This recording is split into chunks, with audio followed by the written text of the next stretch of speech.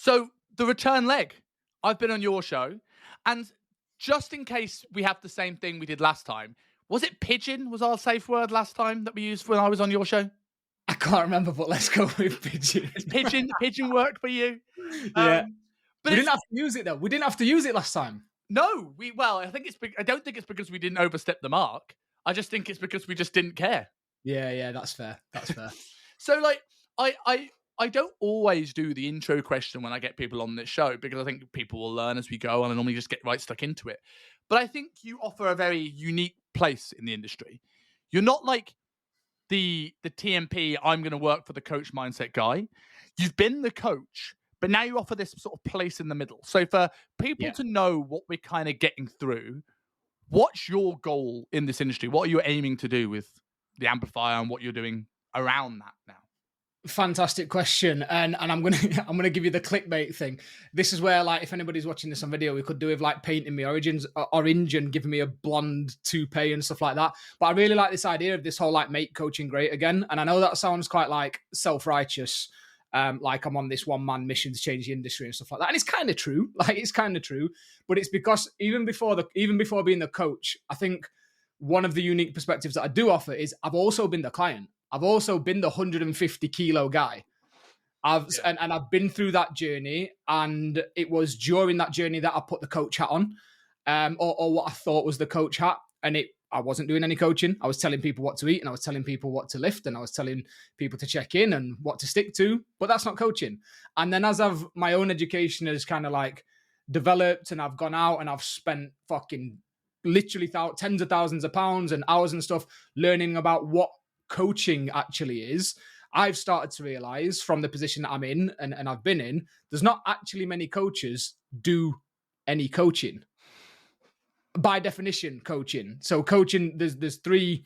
You look at the ICF, you look at the IAPCNM, or you look at CPD. So large companies that are governing bodies for like accreditors for actual coaching. And the definition is different from all three, but obviously it's always along the lines of a non-directive conversation, which allows your clients to come up with their own solutions, not you telling what to do. So in a bit of a nutshell, I know I've obviously just kind of like rambled for a minute and a half. I want coaches to implement more coaching into their service, because that's the thing that makes the difference between.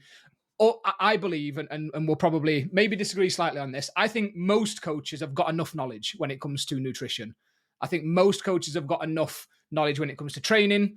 And I think most coaches know how to deliver some form of feedback. And the reason that I believe that is because I think most coaches have got at least one result. Mm-hmm. And the moment that you've got one result, that shows, unless that person is an anomaly or an outlier and a genetic freak, you know what you need to know about food and training. So what about the clients that aren't making the progress? What about your clients? What's the difference? Because you've got the knowledge. Yeah. You know what you need to know about training, and you know what you need to know about nutrition. And some people, yes, they won't adhere and blah, blah, blah, blah, blah. But the difference is the coaching. That's the key that unlocks their potential. So yeah, there you go. Make coaching great again. That's what we're on. That's the mission that we're on.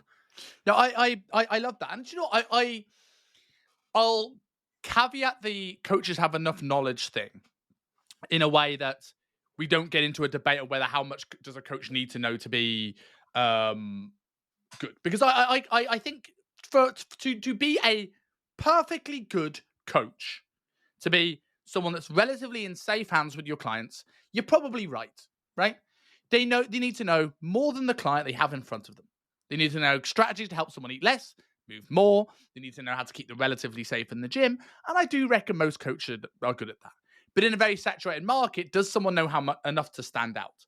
Yeah. Also, if they're going to refer to a doctor or an endocrinologist, or the client comes to them with blood tests, or the client has knee pain or back pain, are you a deer in the headlights? And I think that's why a coach always should be upskilling to know more than they ever need to know.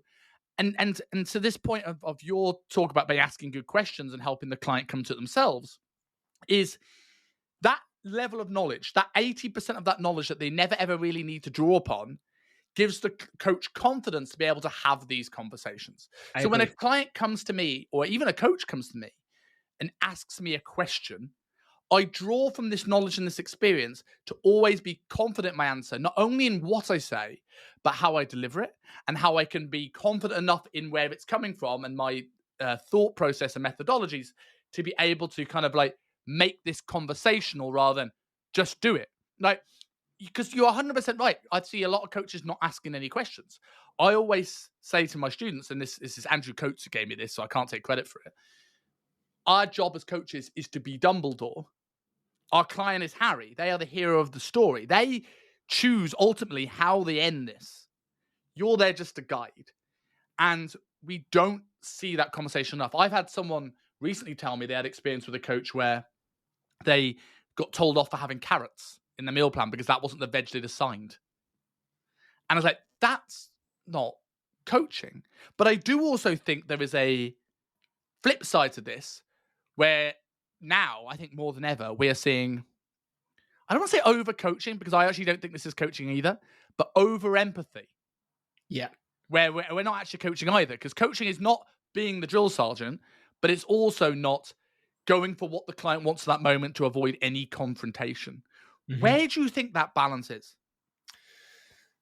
I think that question, first of all, this I know it seems like I am being quite picky about this whole word coach, and I've had rugby coaches, I've had American football coaches, I've had body transformation coaches, and I see where the confusion comes from. I see you look at the best rugby teams, the best American football teams in the world, and you look at their coaches, and there's potential that they're not doing much coaching by definition either. Okay, American football, nobody was asking me questions to try and help me understand how I needed to perform a swim move better or how I needed to adjust my stance. It was do this, make this adjustment, and you'll be fine.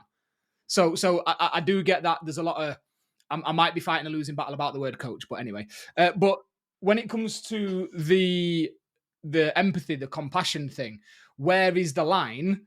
I don't fucking know. And I don't know how to find it either, but I completely agree. Like, people talk about compassion. I think that coaching should be collaborative. It should be compassionate. But I think people think that compassion means be soft, be approachable, be the arm around the shoulder. And it fucking doesn't. Sometimes the most compassionate thing that you can do for your clients is give them the stick and not the carrot. Sometimes it is hold them accountable to what they said. Give you an example. I had a client, I'm not going to name her. She did 3 months with me and she tried to bail. And at the start of our conversation, we built a really good relationship. I was quite proud of all the relationships I had with all of my clients. One of the first things that she ever said to me, and one of the almost, if you wanted to use the fucking business terminology, one of the objections that she had before signing up was, I know this is what I need to do. I know that I need to sort myself out, blah, blah, blah, blah, blah. But I always quit on myself. I don't know why I'm going to get into this. We got 3 months in and she reached out to me and she was like, Lewis, I'm really struggling. She'd made some progress, maybe not as much progress as she expected to make. And for whatever reason, she tried to quit. And she was like, Lewis, I'm not adhering to things. I'm really struggling. I've got all this stuff going on in my life. I'm out. I'm quitting on myself. And the first thing that I did was not panic, not do the, oh shit, I've just got the cancellation text. What do I do now? I just picked up the phone straight away and I rang her. I nearly said her name then. And I said, client, I was like, the very first thing, one of the very first conversations you had with me was, you tell me that you always quit on yourself. So I'm not cancelling your payment. And obviously, again, for people that are using Stripe, you know that the client can't cancel the subscription and blah, blah, blah, blah, blah, because it's not a direct debit. I was like, if you want to quit, you have to now take the action to go to your bank and stop that payment from coming out. But I'm not going to be the one to do it because you've told me multiple times that you quit on yourself. I'm refusing to let you do that because me as the coach, the most compassionate thing I can do for you right now is give you the stick and not the carrot.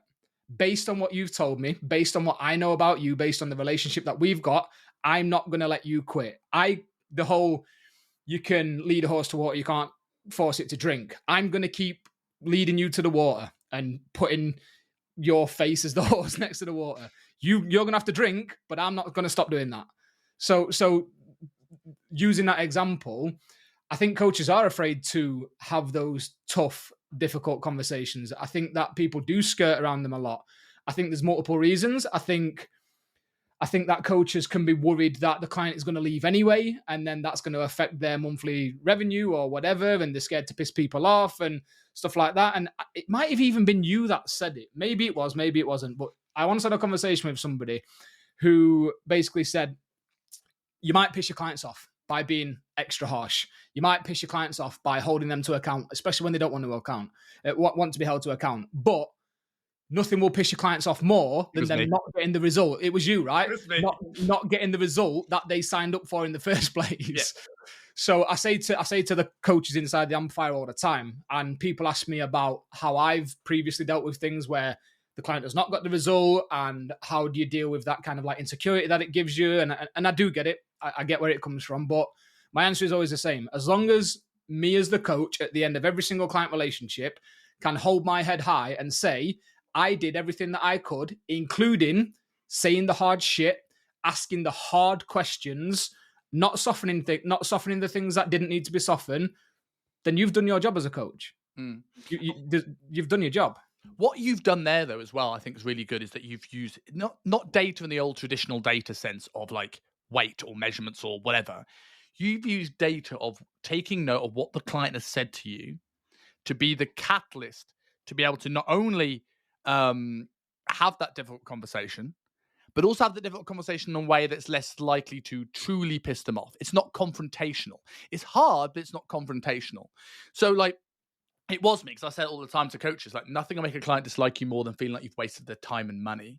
Yeah. And so if we have a spectrum here, let's say we've got like rent-a-friend on one side and we have drill sergeant on the other, I truly believe that center left towards the drill sergeant is probably better than center right towards the rent-a-friend. Not always. And I think spot bang in the middle is the right place to be. But at the end of the day, we're there to get a result first. If we have a client, like you mentioned, you're having a client that might come to your wedding, like that's great. I'm all for that. I'm not saying you shouldn't be friends with your clients, but it's a business transaction first. That stuff comes later.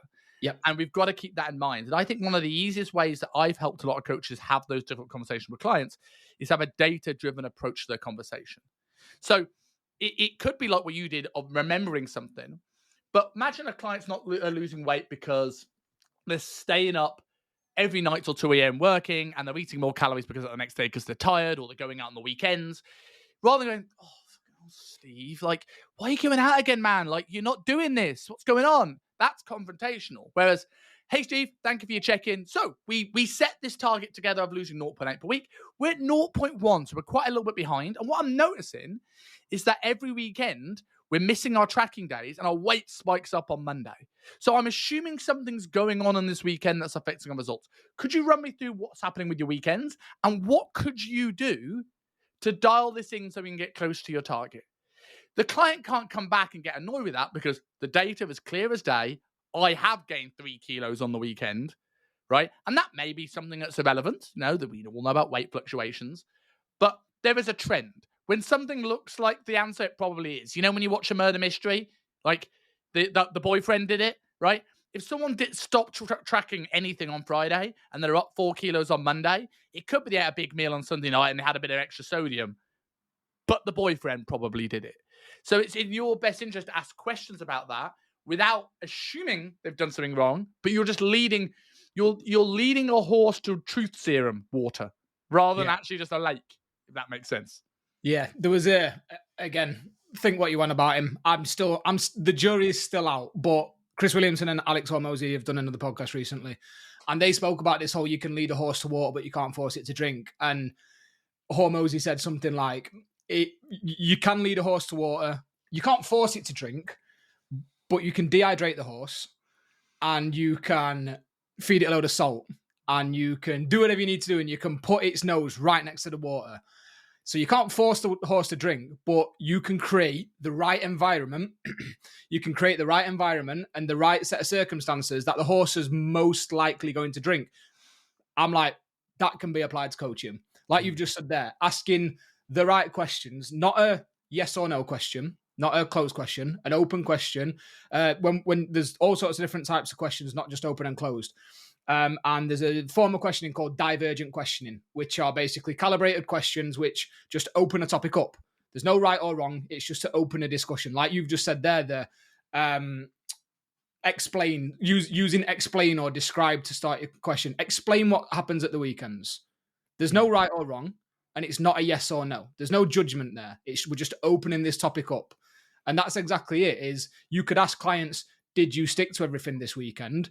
And they could give you a no, and that gives you nothing. Or they could go yes, and you're like, bullshit. But that's your fault because you've got yourself in that situation by asking a shit question. Correct. So rather than doing the yes or no, explain what happened over the past 3 days, and just see what they give you back, and just take it from there. It's one of the reasons why, again, now knowing what I know about coaching, is I did Loom videos. My feedback were Loom videos. If the final question in my check-in form was always, do you need extra coaching this week? If they click yes, they got no feedback. We jumped on a call and we had a conversation. So I was doing more than most coaches that I know in that sense. But now I don't think I'd give Loom video feedback anymore, because those conversations could take 3 days. Yeah, or you can have a 10-minute phone call and cover the ground that you need to cover, empower your clients to come up with their own solution. And then all you've got to do as a coach is hold them accountable to what they said they were going to do, not what you've told them that they should do. I wholeheartedly agree with that. I've been asked a few times, do I take clients on, and do I have any coaching? And I have 3 clients right now, right? But most of my stuff is for the SMUs with coaches, and the reasons why I'm hesitant to take on any more coaching clients, there's one that it's not my main priority in the same way, because SMU is. And I put my investment into SMU. So I don't want to teach coaches, especially if it's a coach asking me, do you do coaching? I'm like, you come into SMU and it's like you get this great portal and the site and it's so swish, and I'm teaching you how to make your coaching swish, and then you hire me as a coach and it's not a swish. Not because I couldn't do it, it's because I can't spend money on 2 businesses, especially one that I'm not doing regularly.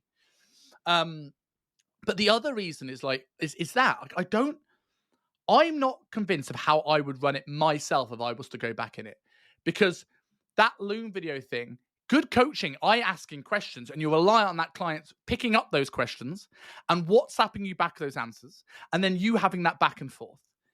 And it's like, I think there is a better way of doing it, but there isn't a better, and I know how to do that, but it's like, what's a way that I could do that could actually be something that's somewhat scalable, rather than getting on a one-to-one call with every client every week? And even that's not scalable, because I did that for a period of time. And there was Ollie Carson nailed it. He was like, I did it as a sort of like an add-on to my service, because the business mentors were at the time, so you need a standard package and a premium package. And I'm not against this logic. But I didn't know what to give. So I was like, I'll give you a one-to-one call every Wednesday. And I had a bunch of people sign up to this. And I was like, that's great, but what about the weeks where someone doesn't need that help?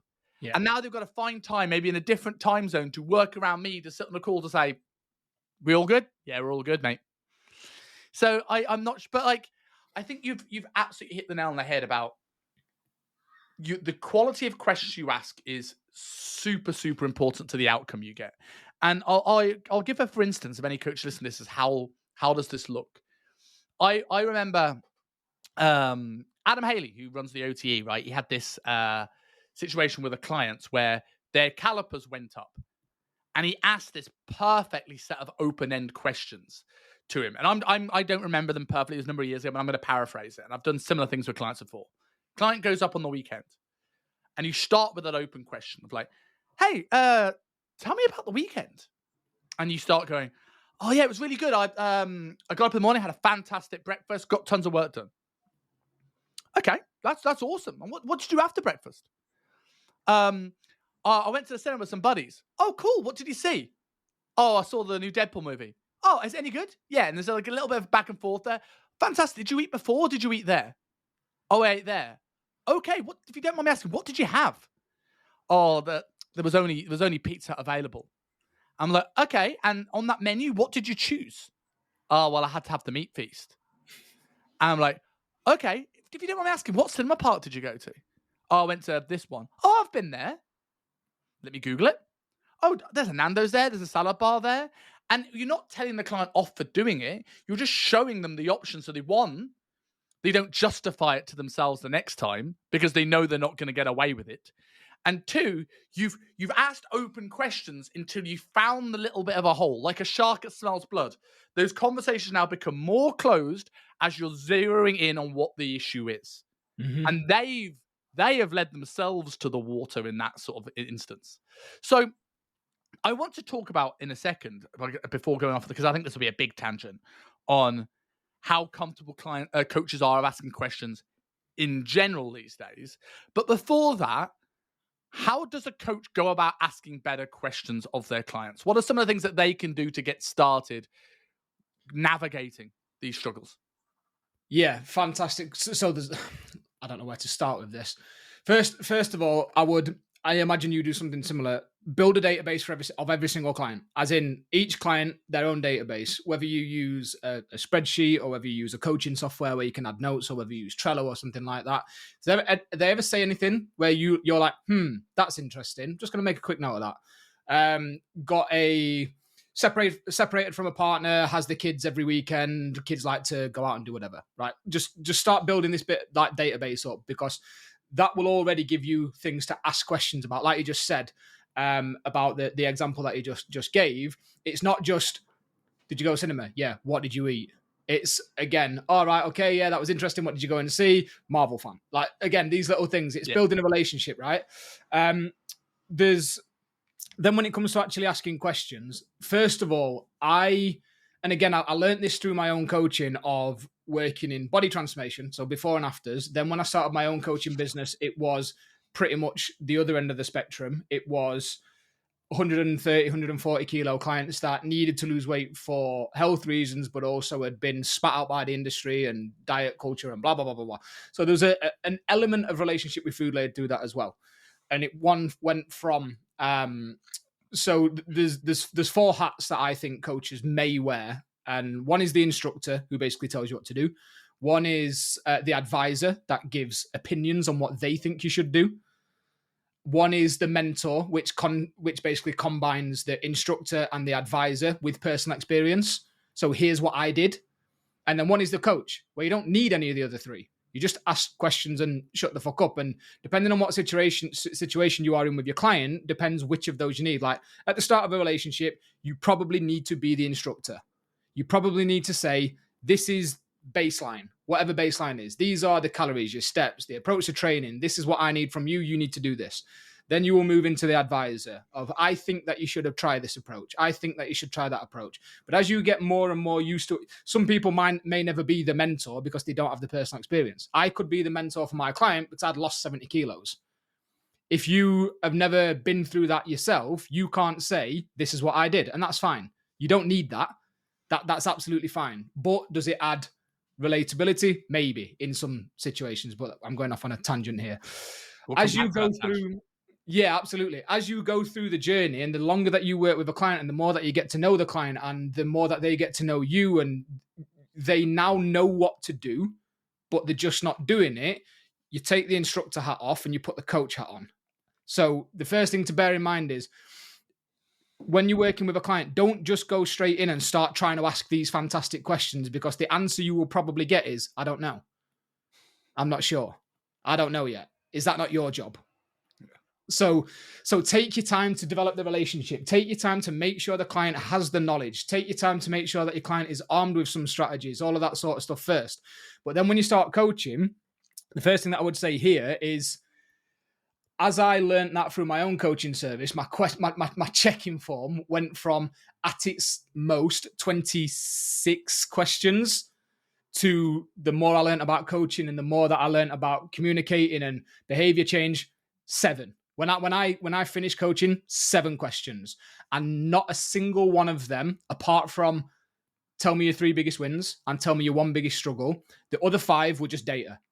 Mm-hmm. Like on a scale of 1 to 7, literally on a scale of 1 to 7, adherence, intensity of training, stress management, sleep.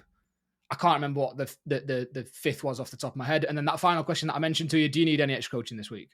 I wasn't trying to get them to open up on PT distinction and type an essay of what had gone wrong and what they were going to do next time and stuff like that, because I'd realized that, like you said, if I give feedback and I ask them a question, you're counting on them hearing the question, remembering to answer it, come back to you on WhatsApp, assuming that they're not listening to the fucking loom while they're driving to work, whatever, right? They send you the feedback, then you have to send a written message, and we all know that text, there's no body language, there's no tonality, there's no inflection, there's none of these things. You could send a perfectly innocent question that could come across confrontational based on how your client receives the question. So the next thing is, if you think that you need to now put the coach hat on, don't fucking do it by WhatsApp. Don't do it by your coaching software. You don't have to sit and give a client a Zoom every single week, but jumping on the phone for 10 minutes while you're walking the dog, you will cover more ground and build a better relationship with your client. So the next bit of advice is do it at least on the phone, ideally on Zoom. I don't think that you can coach via WhatsApp, because I think it's robotic. A lot gets lost in translation, and people add meaning to it, and there's no way to double check that they understand what you're asking and stuff like that. And then finally from that is, you mentioned it there perfectly, and I've learned from a lot of incredible coaches. When I use the word coaches, I mean like my version of coaching. So asking questions, theory behind that, not just telling people what to do. And what I think a lot of people need to do is they learn from all these people. You need your own spin on it. And my spin on it now is I use, again, as much as the whole business bullshit like does my head in, I'm starting to develop this like model. So, and this model is a funnel, right? And at the start of when you're coaching somebody, start with those divergent, not even open questions, divergent questions. Open the topic wide up. Like, explain, describe, tell me about, that sort of question. Because all you are doing there, like the example that you gave, is you've then got to actively listen and pick out the fucking nuggets of information that you need. People think about open questions. What's the 6 words? Is it what, where, when, who, why, how? Right? Well, what, where, and when are fucking useless, because all they're going to tell you is a fact. That's not an open question. And then the others, what is it? Where, when, and who? Useless. What, why, and how are the questions that you need, and not why. And I'll tell you why, not why, in a minute. So what and I'm confusing myself now. What and how are great questions, and you can recalibrate any other questions. So other. It'd be better if I had slides here. I understand that. So sorry if anybody's getting lost. What I'm talking about is the way that you start a question. And you can start a question with words like did, is, could, will, can. They can all start questions. They're yes or no questions. And they are bottom of the funnel questions. At the top of the funnel, you want to open it up. You ask yes or no questions if you are coaching somebody that isn't very forthcoming with information, isn't willing to take responsibility, is giving you, I don't know, fine, yeah, one word answers. Then what you need to do is take the thinking away from them, and you need to start thinking about what questions you can ask. But those closed questions, you can calibrate those questions. And there's actually, there's a book called Never Split the Difference by Chris Voss. Chris Voss is a fucking gangster. He's a ex-FBI hostage negotiator and knows his shit. And he talks about this in there, like calibrating questions. If you could turn a question like, does that sound achievable? Which is a yes or no, just by changing the question to say, what about that sounds unachievable? Same question. One's yes or no. One is, tell me the issues that you're going to face. So taking those questions, the what and the how, are and figuring out, and this is where it takes time, it takes experience. When I'm coaching a client now, I think I might have told you this story last time. When I'm coaching a client now, I still coach the coaches inside the amplifier, and I'm giving examples, and somebody's coming to me, oh, I've got this client that's doing this. And I'm like, that's not a client issue. This is an insecurity in you issue. So I'm like, fucking great. Rubbing my hands together. They're all group calls. Everybody's like strapping in. One of my clients called me a sicko because I see it as a game. I see what I know about coaching. I don't need any information. I don't need any knowledge. I don't need any context. I don't need any sort of experience in what you're experiencing right now. I need good questions to get you from problem to solution. And I genuinely believe that I can coach any person on this planet on any subject to a solution, because I don't need the information. All I'm doing is asking you the questions to come up with your realization, your solution. Then all I've got to do, like I said, is hold you accountable to it. So when I'm asking these questions, I'm actively listening, not listening for an opening to tell you what I think you should do. I'm actively listening. I'm thinking, right, how can I calibrate my next question to guide you closer to the solution? So as I'm doing that, I'm like, okay, what impact is that having on you? Who else does this impact? All that sort of stuff. Now, what's a different way of looking at the situation? What realizations are you having right now? And what and how questions are perfect. The reason that I parked why to decide is why 99 times out of 100 is a challenge. Why is confrontational? Why did you do that? Why did you choose to do this? Why did you not do that? Why? That to me, depending on the relationship that I've got with a client, is then getting them to explain their reasoning for doing something, which says to me, they don't get me. Yeah. They don't understand me. So out of those 6 open question words, 3 of them are shit, 2 of them are perfect, and 1 is a last resort. Why is an interesting question? Because ultimately, why is what you're really trying to find. Yeah. But because if you can tap into what that why is behind their action, whether it's a why behind what they want the goal, or whether it's a why behind why I choose chocolates in the evening, we can find that solution. Yeah. But often the problem with why questions is that they become their story they tell themselves. So I'm just going to jump in there. Yeah. I've had a great. So again, going back to a client, I could have said you when you said eating in the evening. I had a client who every single evening, kids would go to bed, her and the partner would sit, they'd put something on the film. That was their time. It was always like snacks and popcorn and that sort of stuff. I could have said, why are you doing that? Why do you keep doing that? Or what I did say is, what are you getting from that? Why are you doing that is just fucking do what I'm telling you to. Just stick to the plan. Like I've told you, we've had this conversation. What are you getting from that is, and what the question opened up was, oh, well, actually, that's mine and my partner's time, and we just enjoy sharing a bag of popcorn together and stuff like that. What I'm hearing is, okay, connection, time with your loved one. And that's where we start. Which is the real why. Exactly. But the difference is the question. Yeah. I'll give another great example of that. I always reference this. It's a guy called Tobias Young who owns a company called 360 Lifestyle. He's a habit-based coach. So he's similar in the sense that he's getting some really good transformations, but he's not getting people dialed in. He's getting people who have habits that need to break apart of. It's a one thing a day sort of a kind of approach. And he had this great example of this woman had 1 or 2 bottles of wine a night. So we're looking many calories from wine. And he went a different, and the reason why I bring this up is because he used a what question, and it went in a completely different way to your example, but it shows a completely different way you can use a what question. So instead of going, why are you drinking the wine, or telling her to not drink the wine, he went, what makes you buy the wine? And what she says, I have a wine of the month club that I got signed up to for my birthday. So that email comes in, and I buy my crate of wine, and the wine is there. So I drink it, and I just get into it when I'm at home. So rather than having this thing where you've got this wine you have to like try and like solve, or make her try and have this willpower to not drink this wine, he went, could you unsubscribe from the email then? And she unsubscribed from the email. She didn't get the reminder. She didn't buy the wine. So she didn't get that craving. Totally different way to use that same thing. And to go back onto that point I made earlier before, you made that great example there, was that the thing with whys, it becomes, I don't want to say the word truth because we'll get into 2024 debate about genders, but like the pigeon. But when you say why about something, it often becomes the excuses, the limitations, the barriers, the hurdles. And this is what I often get coaches to do, is do something called the Friday status check. So we have a mentor form that you've got all your clients in, their starting stats, what their goal is. And most of our clients' goals are weight loss goals. So it'll work out what the end goal is, how much you need to lose per week to achieve that target. But you can obviously set, like, I want to get 110 kilo bench press or whatever else.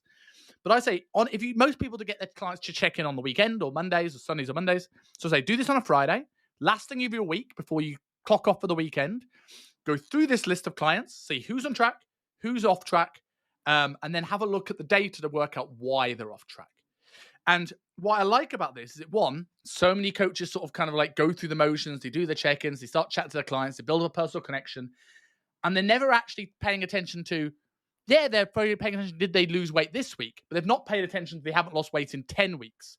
Yeah. And they look and they go, oh my God, I thought Steve was doing well, but he's actually not lost weight in 3 months, right? Yeah. And they're surprised why he leaves. What else I've realized it does is it creates this, you have to work out what the solution is going to be when they check in before the client comes and gives their emotional baggage to the situation.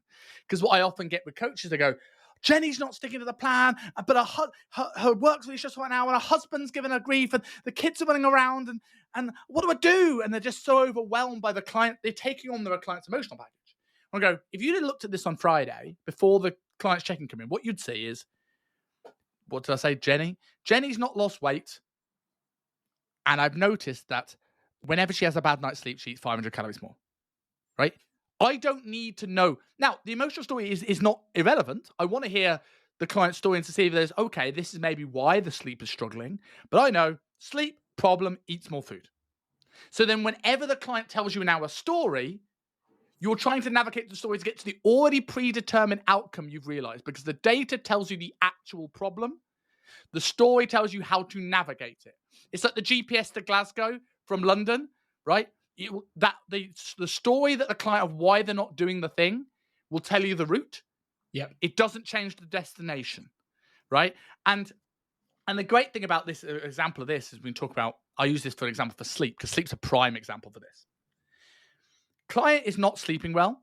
You know that this is going to be a problem for their weight loss or hypertrophy. If not short-term, certainly long-term. And our coaches are often this optimal mindset. Let's make sure that sleep is perfect, which is a different conversation itself. But I could tell a client everything they need to know about sleep science. I could send them Matthew Walker, Why We Sleep, in the post. And what I'm going to get is, yeah, Simon, yeah, all right, I'll sort my sleep out. And they just don't do it, right? Because they don't see the priority. Because what they see is, I stay up to 2 o'clock at night. I add 2 more zeros on my bank balance. Yeah, you're going to talk about heart disease and cancer and inflammation and all this shit, but that's 15-year problem, Simon, and it might not even happen, so I don't care. Whereas if I can go, hey, Susan, so we're a bit behind target this week, and what I'm noticing is the days where you report bad sleep, the days the preceding eating 400-500 calories more, and this is taking us out of our surplus, out of our deficit. What that has done is not told the client offer it. It's not judged there. And you can, what the client now goes is, oh, sleep's affecting me now. Yeah. Current day sleep is affecting me now, and it shifts it up the price. And it might not, but again, they are Harry. They can choose to make this hard or easy for themselves. But what it's shown is like, oh, maybe this is worth shifting up the priority list, because it's not, I might get diabetes in 10 years. It's, oh, I'm not losing fat now. And all we've done is open their eyes to that reality. I wish I'd have been taking notes then, because there's like 3 or 4 things that I thought I was like, oh, yep. I've got so you are 100% right. And I think one of the things that online health and fitness, fat loss, hypertrophy, whatever coaches struggle with is more often than not always, more often than not, the solution is do this thing. The solution is do this thing. And I'm not going to quote the exact research on it because I can't remember the stats and I don't want to butcher it, but there's been quite a fair bit of research done about coaching, and people are X amount of times more likely to adhere to and stick to something that they came up with for themselves than what you told them to do. So this is a perfect example. When you get somebody on a coaching, when you're coaching somebody and they've not done the thing, whatever the thing is, insert whatever you want, 2 or 3 times, and you've phrased it differently and you've given different analogies and you've tried to break it down differently and it's just not working. That's where instructor hat comes off, coach hat goes on. You know the solution. And what you just said there about getting your clients to track all the clients' data on a Friday, this is perfect, because you could go into a coaching conversation with Susan, who's as the coach, you are like, the issue is the sleep. I know the issue is the sleep. Your job as a coach, when you've got the coach hat on now, is to ask the questions, not say to Susan, the issue is the sleep. You've got to ask the right questions. And this is why I see it like a game. It's like human chess. You've got to ask the right questions to lead Susan to the realization that sleep is the issue and sleep is the issue now. So you can preface it with the context like you've just said, give them the data, give them the information. But the difference in Susan going, it's the sleep, and you going, Susan, it's your sleep, just that will get her to work on a sleep more than you going, it's a sleep and this is what you need to do. And I think the reason that coaches jump in is because we see what the issue is. We know the data, we know the science, but we're dealing with fucking humans, not robots. And we go, fix the sleep, you'll make progress. Like it's that easy. And again, this is where I like to put the 4 hats that I explained earlier. The mentor hat on, I've been 150 kilos. If it was that easy, I wouldn't have been 150 kilos. So if you're a coach that's always been in shape and you don't get the human side of it, that's fine. I know that it sounds like I'm saying that you need to be out of shape. And that's not true. That's absolutely not true. But you need to maybe be aware that is everyone has a deficit and a strength.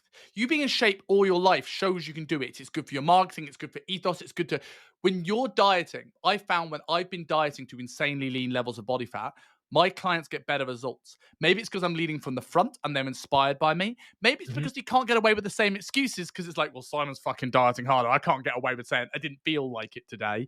Maybe it's because I learned tips and tricks I can help them with, on the way. You 100%. Have that advantage being the person in shape, but you might now go, well, I don't really know what it's like. I don't get Susan it. Yeah. So that's why you join a program like what I do or what you do, because you realize no one has all the tools. So there are going to be tools in a coach's toolbox to do that. Everyone, including me, including you. So you go and upskill. So it's not a bad thing. The coach who's like all these things, you haven't been 6% body fat. So there's a skill set there, whether that's go and be 6% body fat or learn from someone who has been, that would help if you were still coaching, you're coaching. In the same thing, I've not been 150 kilos. So I need to learn more. And I've done that through clients and experience and working with tons of people that were. So I don't think, I just on that point, it's like, it's not a bad thing, but don't rest on your laurels thinking if you've never understood that, you don't need to find a way of understanding that, even if you don't have to be there yourself. 100%. And that's one of the obstacles I think that coaches or most coaches face is they know the solution. And for them, it's easy. For them, the solution is easy. So they don't feel the need to question the client and coach the client and guide them to their own solution. Because if they were getting coached by somebody and their coach went, Simon, you sleep shit, you're eating 500 calories the day after, it's affecting your fat loss, blah, blah, blah, blah. You would probably go, yeah, fair point, mate. I'm going to sort my sleep out.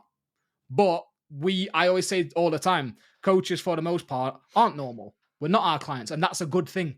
That is a good thing. So rather than when you get to that point of the conversation, don't think, tell them what the solution is, give, because it's falling on fucking deaf ears. Think, ask to get them to their own solution. And again, it's actually out of the same book, the Chris Voss book, the Never Split the Difference. He says this thing in it, and I've been really unpacking it with my own clients at the minute, is when you are coaching, you don't need to be a problem solver. You need to be a people mover. And this is the way that Chris Voss puts it, right? Are you a problem solver or are you a people mover? And coaches are like, I'm a perfect problem solver. I can solve my clients' problems. It's like, well, they don't fucking care. What they do care. They do care. That's a little bit harsh. They do care. But that's not the thing that's making the difference. The thing that's making the difference is your ability to empower them to movement, not physical movement, to move in a different way, to act in a different way, to think in a different way. So be a people mover, not a problem solver all the time. Anyway, at least, like I said, start of the journey, solve your clients' problems. They don't know. But when they've got the information, just by asking them the questions to get them to the same realization that you already know will impact how they actually pick up those tools and use them. And the final point that I had to make about that is you might look at the data and go, the sleep is the issue. And that objectively might, and this is where we get a little bit into kind of like psychology and clients' perceptions and how that affects decision-making and behavior change. The sleep objectively might be the issue that they're not losing the weight. But if you ask your client, I think it was Susan, what is the biggest issue that you are facing right now that we can work on? And she doesn't tell you it's the sleep, even if objectively it is the sleep, it doesn't fucking matter. What matters is what Susan thinks the problem is. Yes. So if Susan thinks my boss is a knobhead and that's causing me stress, which is actually the thing that's keeping me up at night, it's not the sleep anymore. even if objectively that is the thing that needs fixing, the biggest issue is what Susan thinks the issue is, not what you think the issue is. Agreed. So that's why, again, you can go in knowing the data, but sometimes it's not going to be enough, because if Susan doesn't see it that way, you are going to have a very hard time trying to convince Susan that what she thinks her issue isn't her issue. Yeah, there's a great example. There's a book I've got here called The Coaching Habit by Michael Bungay Stanier. I don't know if it's Stanier or Stainer. Brilliant. Nothing has helped me prove my ability to communicate like that book. People that are listening and not watching, I've literally got the same book on my desk. Perfect. But what the great thing I've learned, and this has really helped me with mentoring and working with clients, is the first question you'll ask would be something like, how's your week been? And that seems like a very open question and not even necessarily very specific, although it might unlock something specific. But what does it do? Is it will tell you what the client's biggest problem is, right? And then I know when I did mentoring sessions, I go, how's your week been? Oh, it's good. I've got this client's bugging me though. I need to solve that problem with that client first. Yeah. Because I know that if I go into all the admin form that I had to do when I was at UP mentoring people, they're going to be sitting there in the back, half listening, because they're going, what's he going to say about that client? What's he going to say about that client? What's he going to say about that client? Same thing with a check-in. What's he going to say about Friday? What's he going to say about Friday? What's he going to say about Friday? So if you have a question, it doesn't have to be that exact wording, but something like, how's your week been? Or just what's your biggest problem this week? Like you have on your check-in form, you address that first. What is the biggest problem? And if you don't have that, look at the data and go, what is the biggest thing that they're struggling with? Reorder your check-in to start with that, and then taper off into the other things you need to talk about. But what also that did with me is asking that question is sometimes I'll be like, hey, how's your week been? Not great. My girlfriend broke up with me. Laptop shuts. Let's go for coffee. Yeah. You know, like we know when it becomes like my job and my life and this process becomes secondary to something that's going on in your life. And I know that if I had a coach when I'm going through separation as I am right now, if I had a coach that was like, I've just heard the news, just want to jump on a call, mate. Are you okay? That would go so far. And that might mean a bad check-in response in that week. But in 8 months' time, when I've started to heal, if you want to put biggest air quotes in the world around that, I'm going to give more feedback. I'm going to trust that person more, and I'm going to get a better result long-term because I asked that initial question. Yeah, I completely agree. And this is what, again, the thing that I keep coming back to is we're dealing with human beings, and they want the result. It's what they say. So go right back to that first question, actually. Where is the line? I guess there. That's where the line is. They want the result. They're paying for the result. You want the result for them. And let's not beat around the bush, for your marketing, for your business. You both want the result for the same reasons and different reasons. But we're dealing with human beings with real life issues. And if you are going to be that coach that's straight down the middle, I don't care about you. Some people need this, right? When I was losing the weight, I needed somebody to tell me what to do and not let me vent about the shit, right? Sometimes you do need that. So when I say this next bit, it is okay if that is you. I'm not bad-mouthing it, but be clear with that from the start. Be clear with that in your marketing. If you are the coach that doesn't want to hear the excuses, the justifications, the bullshit, and you are, follow me and I will get you there, that's fucking sick. People need that. People will pay a lot of money for that. Don't tell people that you're going to coach them and offer them mindset support and all that sort of shit when you're not. I think there's a great actually thing off the back of that I got from you actually was about setting boundaries as the coach, because I see a lot of coaches that have got so caught, and I get it. A lot of coaches get into coaching because they want to help people. I know that's the generic line. That's not always the case these days. Unfortunately, less and less so. But we have this, and because of that, we take on our clients' problems. And you know that sort of ethos of like, you've got to put the oxygen mask on you first before you put it on someone else? Coaches suck at this. I've seen coaches like, oh, this client has a dispute at work. What do I do? I'm like, it's none of your fucking business. Like, is it irrelevant to the result? No. Like, that's their problem. And I sound harsh. I'm like, and I don't mean to be harsh, but it's like, I'm harsh because if you don't stay in the lane that you are paid to do, you become worse at helping them do that thing. You can't solve their marital issues. You're not a therapist. You're not an endocrinologist. You are a coach to help them, for most people, lose body fat. So while there's this lifestyle component to it, if you dove too far out of that way, you take on so much of the baggage that now you lose sight of what the goal is. And one of the great things I remember you doing was, I can WhatsApp you, so I can voice note you on WhatsApp, but you cannot voice note me back. And I thought that was brilliant, because what I often find is that if you encourage clients to allow, I'm here for you, you can talk and all this kind of thing, you'll get the 5-minute voice note. You'll get the dissertation. John Goodman always says, if you're going to write something, write it in bullet points. It'll force you to condense. Because if you go, and these are just small things if you're working online that can help your conversation, because I need to go back. And if anyone who's a client is listening to this and you think a voice note builds connection, and it does, but the downside is your coach has to go through that voice note and has to try and pick the responses. Whereas if you list me a bit of bullet points or a quick, I'm struggling with this, help, I can give you much better feedback than trying to read a novel and trying to find my angle with the novel. Yeah. What other things have you learned from coaching that could help that, especially for the online coach who maybe can't have a face-to-face as frequently as they potentially need it? So what, around the whole setting boundaries thing?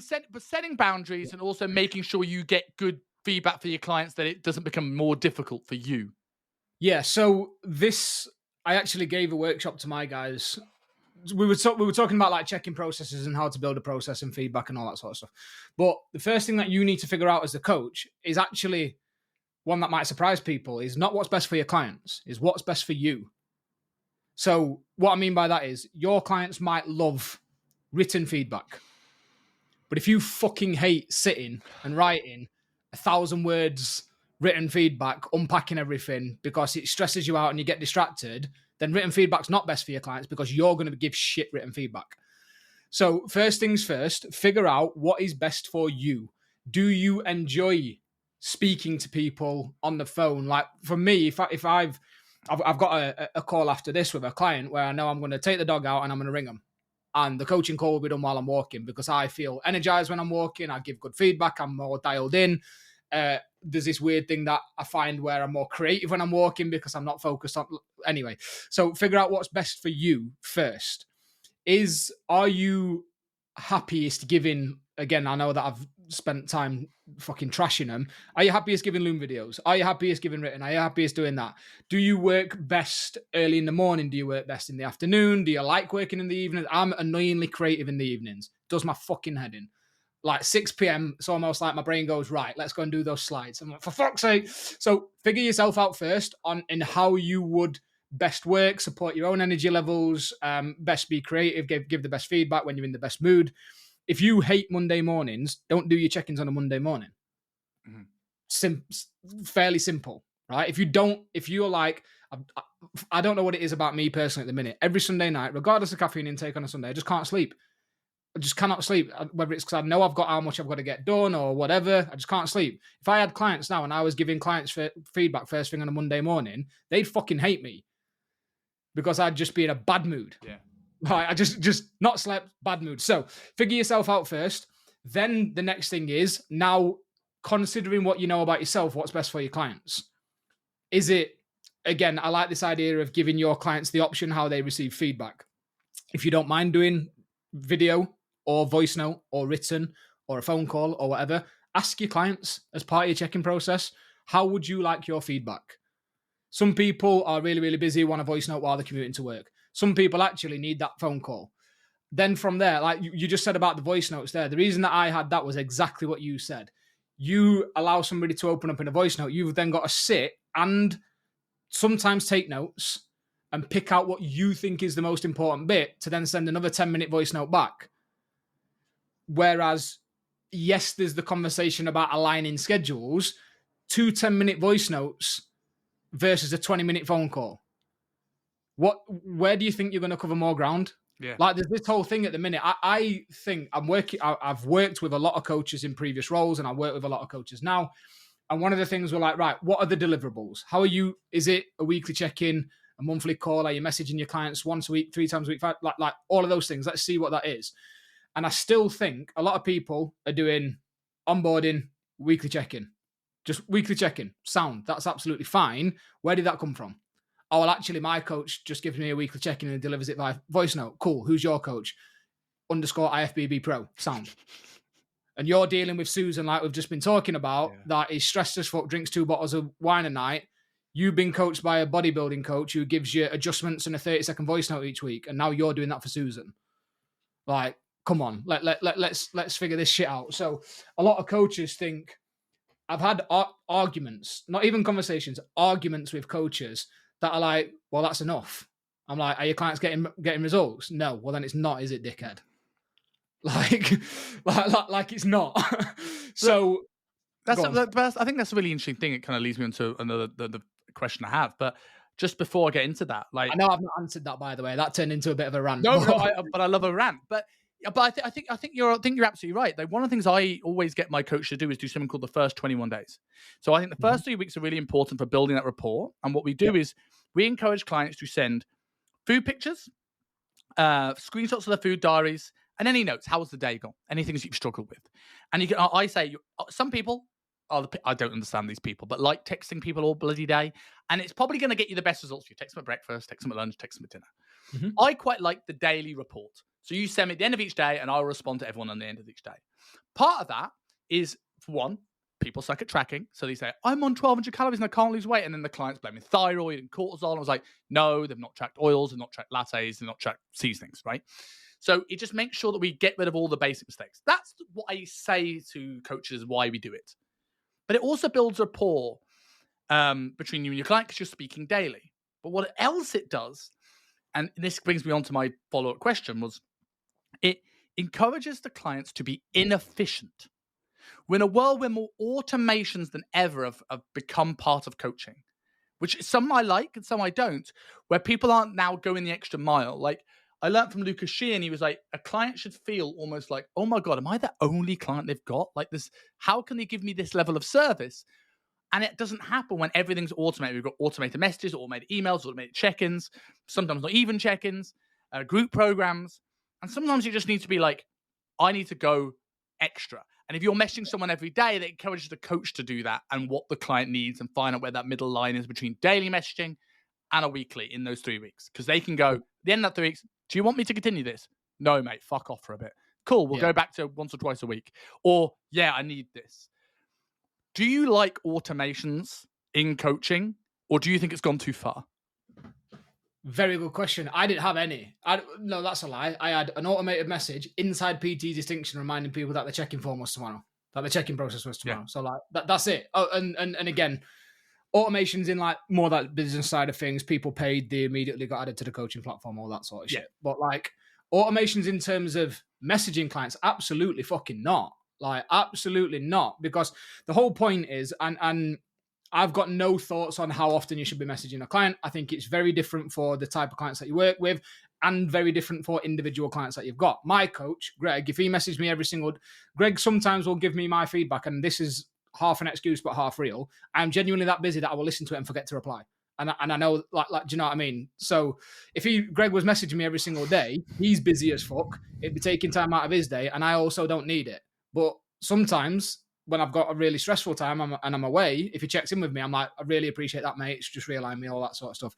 But the point of like messaging is that, like you said, your client knows that, feels like they are the only client that you've got. So if you're sending an automated message out every single day, which you can do now, what do you need from me today? And it's copy and paste word for word the same text every single day. They're going to know, A, that it's not fucking you. Comes at 9:01 every single day. They're going to know that it's not you, and they're just going to switch off to it. So I think it can go too far, where the last thing that you want to do as a coach is desensitize your clients to your name popping up on their phone. Yeah.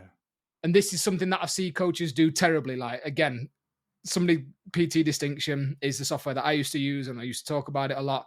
I had a coach come to me, got this thing set up in PT Distinctions, taking me ages. It's really fucking cool. Showed me it, and it plots when all the basically you can tell PT Distinction what notifications to give your clients and when and shit like that. And it was like 7 a.m., fill your journaling. 7:30 a.m., plan your food. 8 a.m., 1 liter of water. 9 a.m., fucking 1,000 steps. And they'd almost given the client a step-by-step of do all of this and you'll be sound. And I'm like, bro, by 12 o'clock in the afternoon, I have muted that app. Like, I'm not listening to it anymore.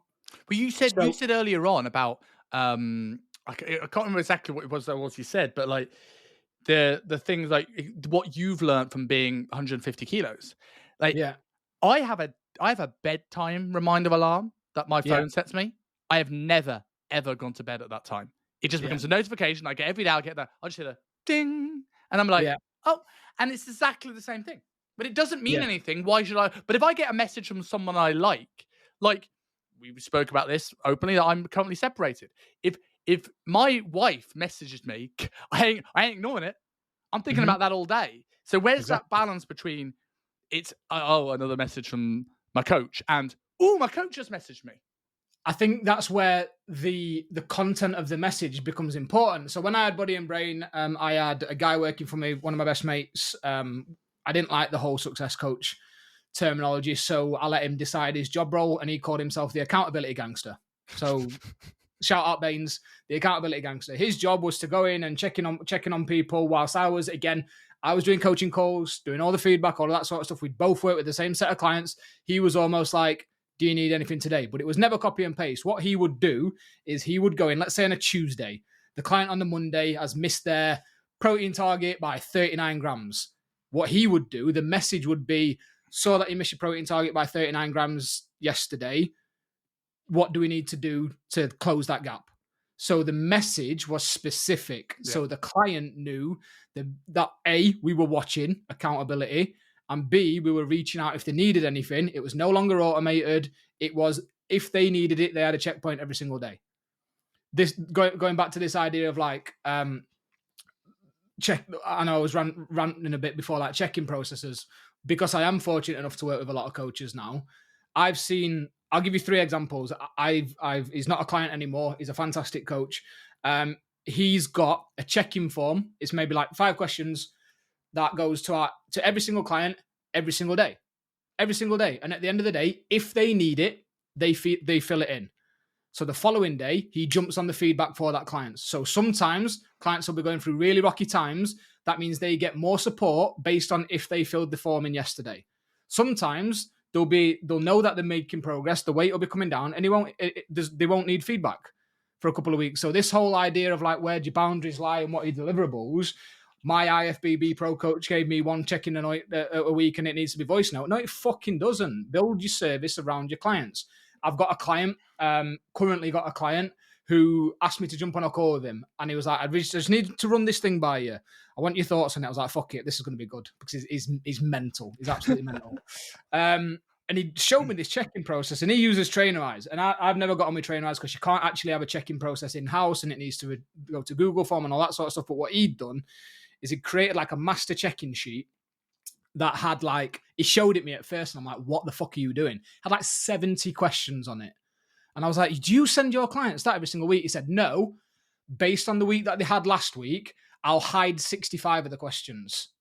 And every week, the check-in that they get is based on the things that they need to work on right now. And I'm like, oh my God. I can do one step even more.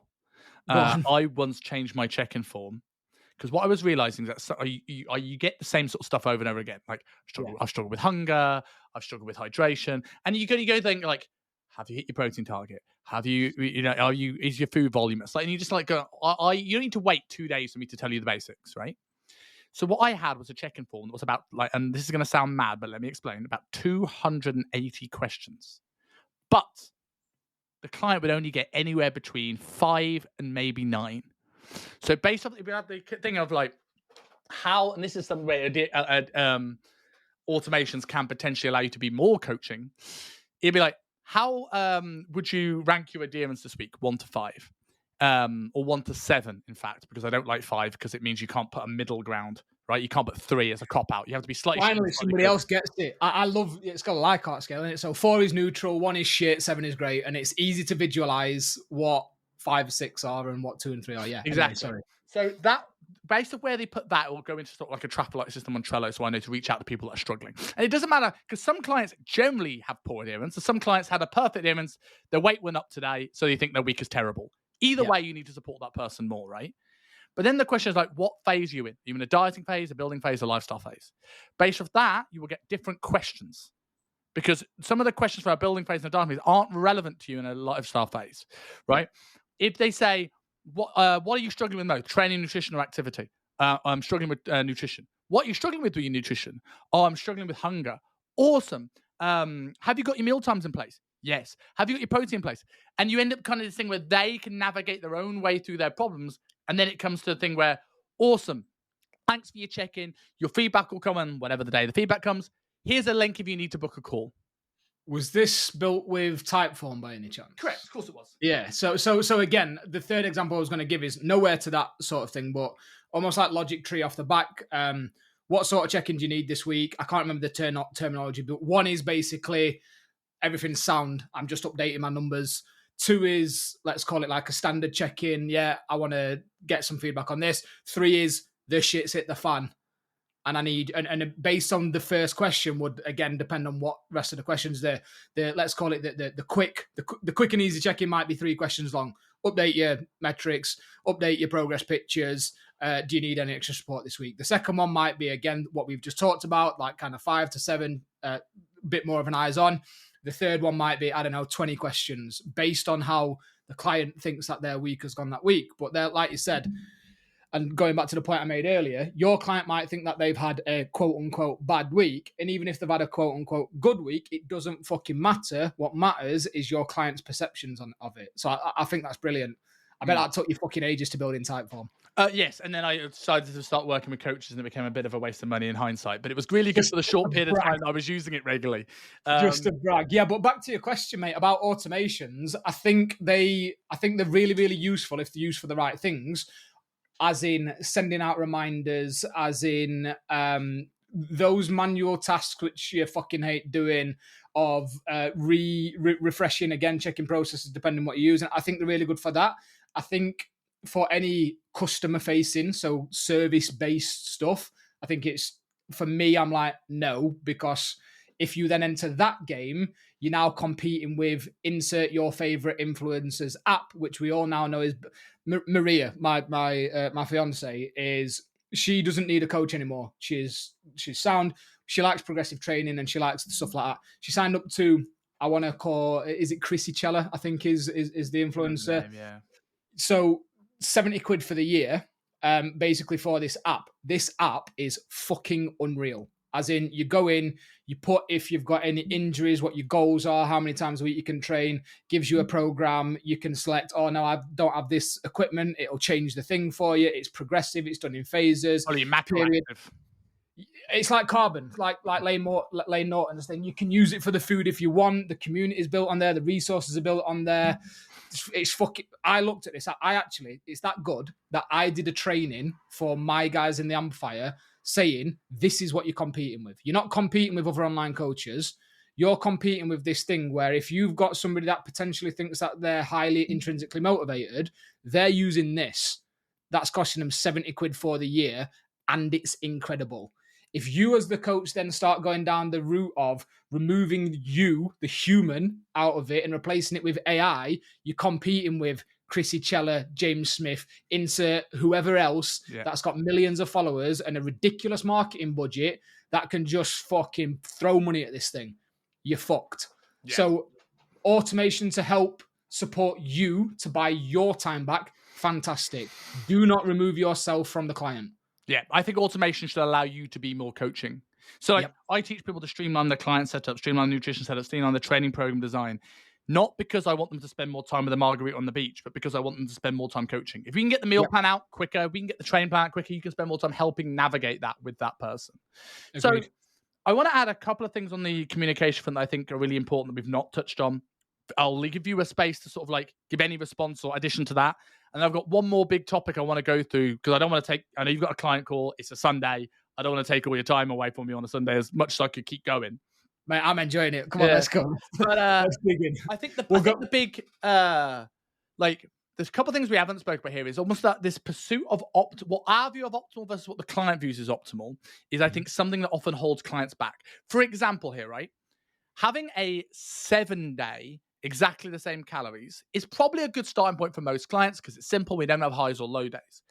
But over time, we have clients that feel that this calorie intake is too low.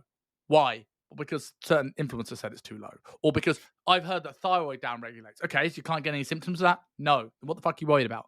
And I think it's that clients don't know enough about these sciencey things that they get freaked out because they don't want to do any harm. And this is going to sound weird, but I'm going to pull it back. For example, like if a client overeats one day, a normal thing a coach says, don't worry about it too much. If we zoom out and we take this one day as like in a week or a month or a year, this one day over is going to barely touch the side, just get back on the plan. That's a normal thing for coaches to say. Yet coaches will never, ever, ever, ever, ever have a day lower than their calorie intake and make the same argument. It always becomes this big scary thing that we shouldn't do. No one trashed their thyroid from consuming under 1,000 calories once. And I think sometimes as a coach, like, take a step back and rather than what is optimal in an ideal world and what is optimal for the client and what their priorities are. For example, client likes going out Friday, Saturday nights getting fucking smashed. You work on some stuff, you work on some strategies, and they're still doing it. You could start asking the questions, what do you get out of that, like you asked earlier on. But eventually we're going to go, right, what we could do is bring calories down a bit of a grind Monday through Friday to give them the waiver to allow them to have the weekend. And the backlash I'll get from that often is like, well, they'll get really, really hungry and binge on the diet, or that's not a good, healthy relationship with drinking and things like this. I was like, okay, I agree. Two things. One, the client's not listening to you anyway. You're paid to get a result. You need to find a way of getting there. Two, this approach may make it easier to stick to because you've accommodated their lifestyle to somewhat. Three, you're trying to program for a problem that isn't even there yet.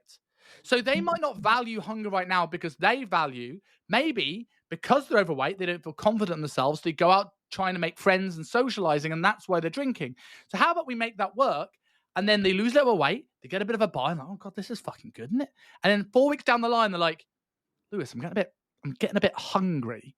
What can I do? It's like, well, the only thing we really could do is kind of get some calories back from the weekend. Are you open to idea? And now they're like, yes. I call it like the Snickers bar analogy. You want a Snickers bar on your diet? Let's say a Snickers bar is 380 calories. I go, yep, you can absolutely have that, but this is the amount of food you need to take away to make this work. Are you okay with that? Yes. Okay. And you know you're going to be hungry, right?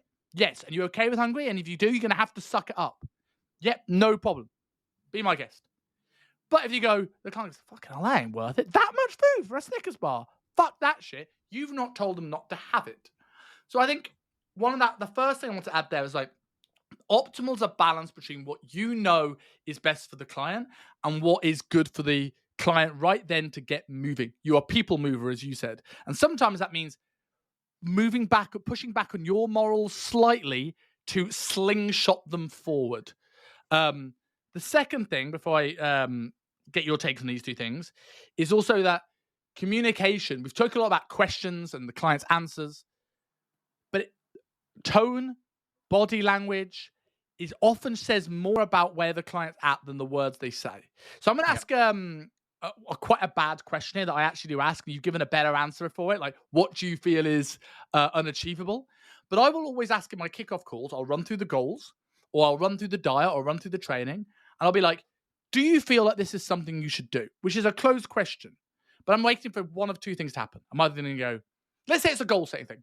Steve, we set this goal. Based off this, you're going to need to hit about 70 kilos. It's going to take about 24 weeks. I'm going to need to lose about 0.7 per week. How does that sound to you? Does this sound like something you can do? I'm looking for either, hell yeah, is that, oh my God, I can do it then? Awesome. Take a picture of the goal setting thing, set the plan, off we go. Or I'm waiting for, yeah. I'm like, what makes you hesitant? Oh, well, I thought it'd be a bit quicker. And I'm like, okay, well, we could go for 1.5% drop per week, which means we could do it in 12 weeks, but you would need to do X, Y, and Z. You couldn't really go out for dinners. You're probably going to have to do about 15,000 steps a day. You need to kind of stick to a meal plan because we haven't got any margin for error. Are you open for that? And if he goes, yeah, then, even though you know he probably can't, he's probably just like a bit of ego and bravado, we set that target. And then we just monitor it, see how his symptoms are, drop in refeeds and pit stops when he needs to. he's the hero of the story. Or he goes, oh, I've got my brother's birthday next week, and then it's my wedding anniversary, and I'm off to Ibiza with the boys. I'm like, okay, well, how about we set that 1% now, and when we can touch base on this again when those things have calmed down. Oh, that sounds great. We've now got this client excited for a goal that they originally weren't excited about because we've managed expectations. So I suppose I've had a question based off that is like, what's your take on what is optimal, like the body language communication and how to set good expectations? I know that's 3 in 1, but yeah, what's your thoughts? I really should have been, again, I should have been taking notes throughout the entire thing. So what I'm trying to do as a coach when I'm working with somebody, and again, if I had my coaching business, Body and Brain, back now with the types of clients that I worked with, something that I used to say regularly to people is, you're here for weight loss, I get that, and obviously we need to get some weight off you. And when I say the word need, before anybody comes fucking sharpening the pitchforks and lighting the torch, my clients, most of them needed to get weight off for health reasons. It wasn't, I need to drive you for weight loss. It was, look, we were pre-type 2 diabetic, mate. We need to really get this fucking thing moving. So that's when I say need. I used to say to them, however, on this expectation management piece, if we get to the end of us working together, whether that is 6, 9, 12, 18 months down the line, and you've not lost a single pound, but you now feel like you are fully self-aware and have full autonomy over your own decisions, that's good enough for me. Now, we want the weight loss as well. We want that. And I think what a lot of coaches aren't good at, and what a lot of people aren't good at, is people make rash decisions based on how they feel there and then. So around this optimal thing and around this, are you willing to give up the alcohol thing and whatever. And we as coaches try and make the decisions for them, but we've already covered that. That's not always the best way to go about things. What my stance is we need to empower our clients to think and act for themselves, but we do need to highlight the positives and negatives of each decision and then let them pick. And if they say, so this idea of drinking at the weekend, I've got a client now, a coach now, who we spoke about this on a call recently. When we talk about health, and this is something that a lot of coaches don't know, there are 7 facets to health, not just physical, mental, here we go, you're testing me, spiritual, emotional, financial, occupational, and there's one more that I can't remember off the top of my head. Right? If you're looking at overall health. So the healthiest thing, this is a conversation that we had in the group recently, for this coach is to go out and have 5 pints of Guinness on a Sunday with his 5 best mates. They've done it forever. Him going out and getting the human connection, which benefits his mental health, his spiritual health, his whatever, is actually better for him overall. And this is where people are like, oh, but it's not conducive to weight loss. Are you a health coach or are you a weight loss coach? If you are a weight loss coach, sometimes some of the things that you'll have to get your clients to do and some of the things that they will have to do won't actually benefit other areas of health. They are going to have to sacrifice some values for the end result. But if you are like, I'm here to help you be healthier, and what you really mean is, I'm here to help you weigh less, they're 2 completely different fucking things. So the point being, you as a coach should highlight these areas to your clients, the positives and negatives of each, and let them choose. And if they say, actually, Simon, I'm not willing to give up that Sunday with the lads, then you go on the expectation management piece. Okay, well, whenever you're setting a goal, and this is something that I get my coaches to do with their clients, the first thing you decide, the first thing that you figure out is the goal. What is the end dream ideal outcome at the end? After you've got the outcome, then encourage your client to put what they think is a realistic time frame on it.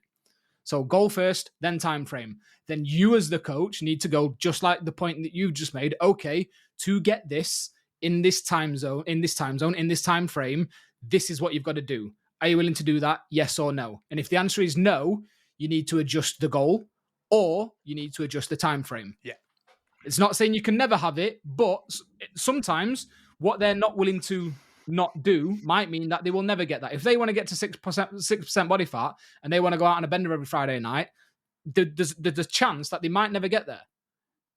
But what we need to do as coaches is highlight that to them and say, okay, these are the positives and negatives. And there's a tool that I use inside the Amplify. It's again, if anybody wants to grab it, it's quote unquote lead magnet. It's in the free group. It's the Grow model, and we know it's taken a few different things. So there's a book. What's it called? There's a guy called, I think it's John Richardson, who talks about coaching, and it's building on something that he's used before. So his is GROW, mine's GROW. So it takes obstacles into account as well.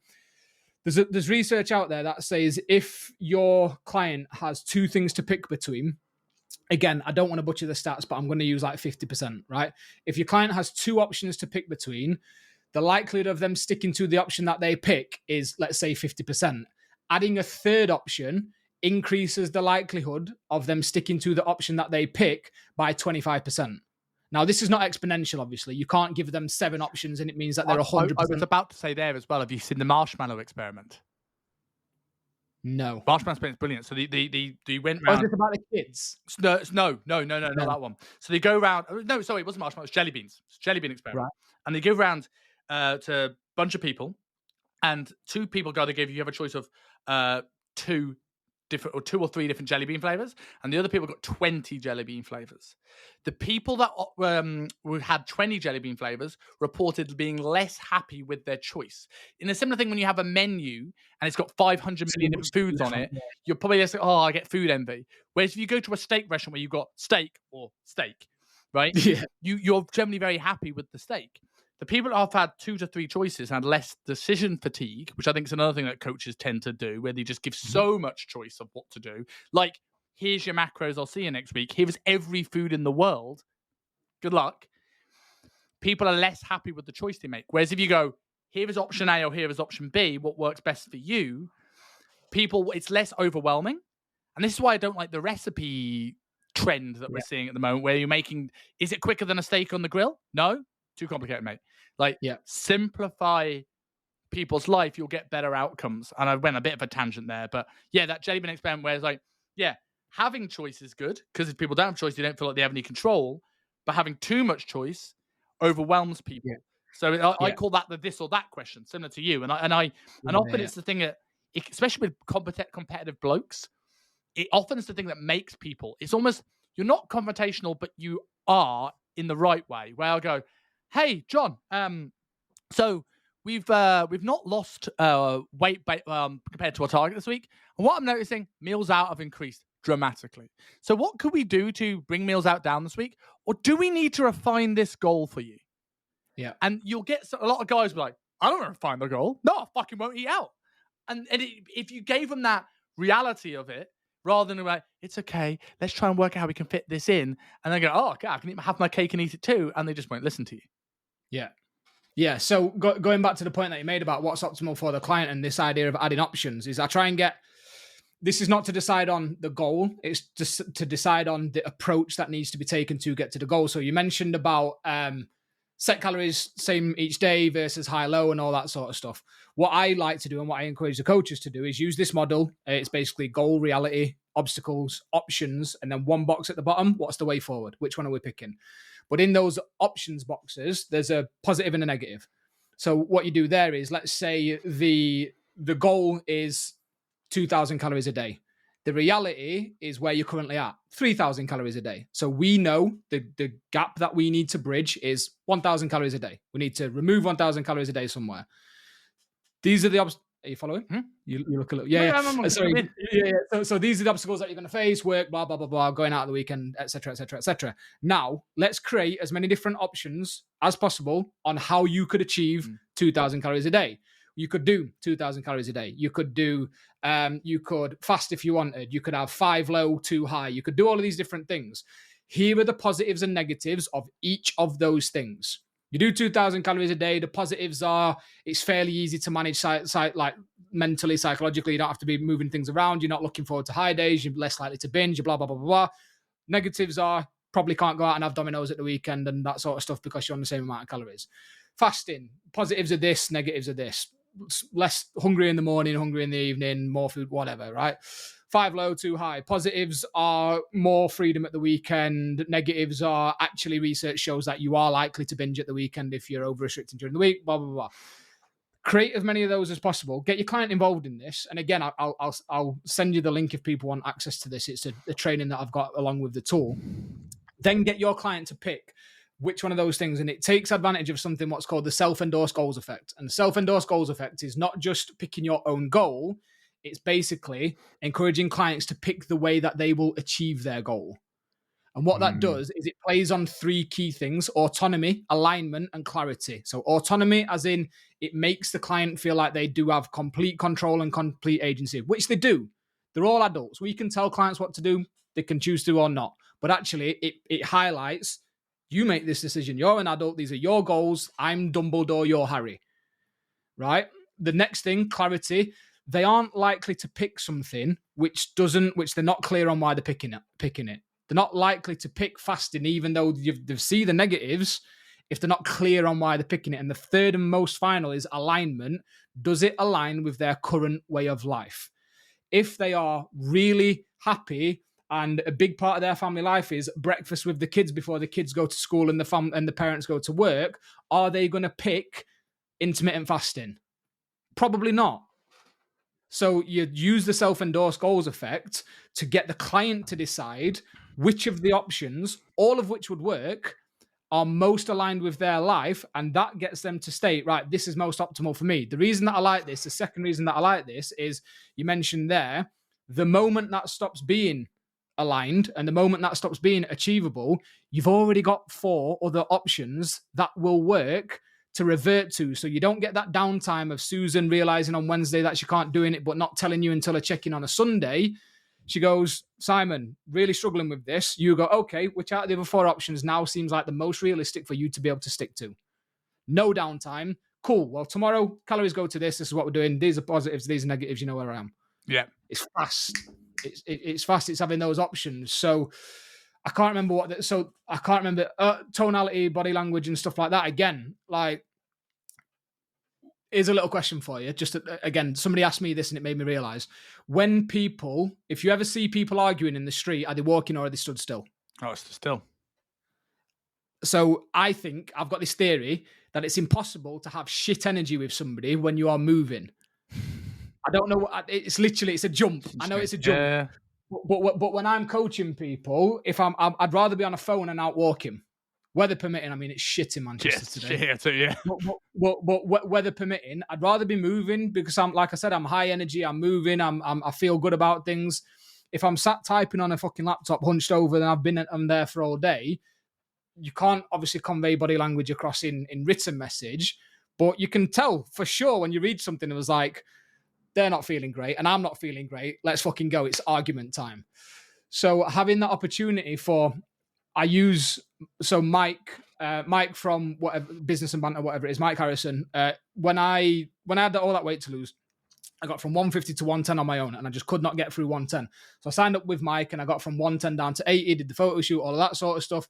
Their check-in process, again, it blew my mind, and I don't know how he managed to do it. He had like 100 clients at the time. Is I would record a video of myself. There was no check-in form. There was a Google sheet that I had to update with my macros and my sleep and stuff like that. Then I had to record a video, 5 minutes minimum, of me speaking about my week. No prompts, no questions, nothing. And I would send it to him. He would then sit, watch the video, take whatever notes that he needed to, look at the things, and then send the video back to me. Blows my mind how he managed to do it, but I stayed with Mike for 3 years. Do you know what I mean? So that goes back to the automation thing, right? That was inefficient, but it was inefficient that created a connection with you, which made you stay, which is worth it. He spoke a while ago on a podcast. I think it was a podcast with Suck, because Suck mentored Mike for a while. And he was very open about it. And he said at one point he had 120 clients, and he was doing that for 120 clients every single week. And he basically ended up in fucking therapy, counseling. Because it was just like a fucking shivering wreck of a man. But again, like you talk about work rate, some days I'd wake up at 6 o'clock and have my feedback. Yeah.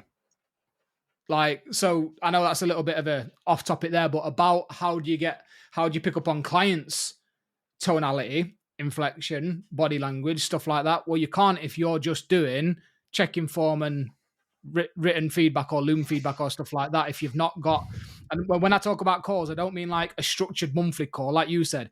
Every single client gets a half an hour call every single month. Okay, how long do you spend talking about Netflix on that call? Why not remove those and just have some slots available every single day? 10 minutes is enough. Genuinely, 10 minutes is enough to jump on a phone call with somebody. Yeah. Yeah, I love that. Remember, we're dealing with humans. Yeah, I absolutely love that. And you can like, even with check-in forms, if you've got people that used to write a paragraph and now write a word, that's as good as somebody not giving you the body language or the tonality, right? Like you can tell, right? And then you can go, okay, is everything okay? And you can kind of go into that mentor / coach role. So the last topic I want to kind of go into here, because I think this is what is.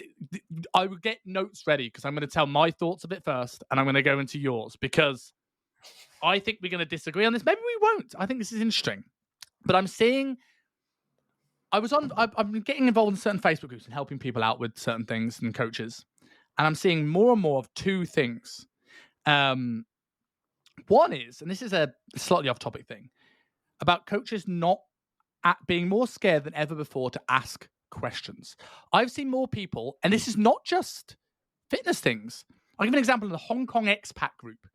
There was an anonymous user asked the question, where do I go for dinner in Kowloon? Why do you need to be anonymous for that? What are you so scared might happen by putting your name in it? The other thing I noticed is if anyone asks a question about their clients not losing weight, you will get at least one comment of, don't track that because it will give people an emotional connection to food issue, right? So you mentioned one of your videos having a fucked up relationship with food during your diets, right?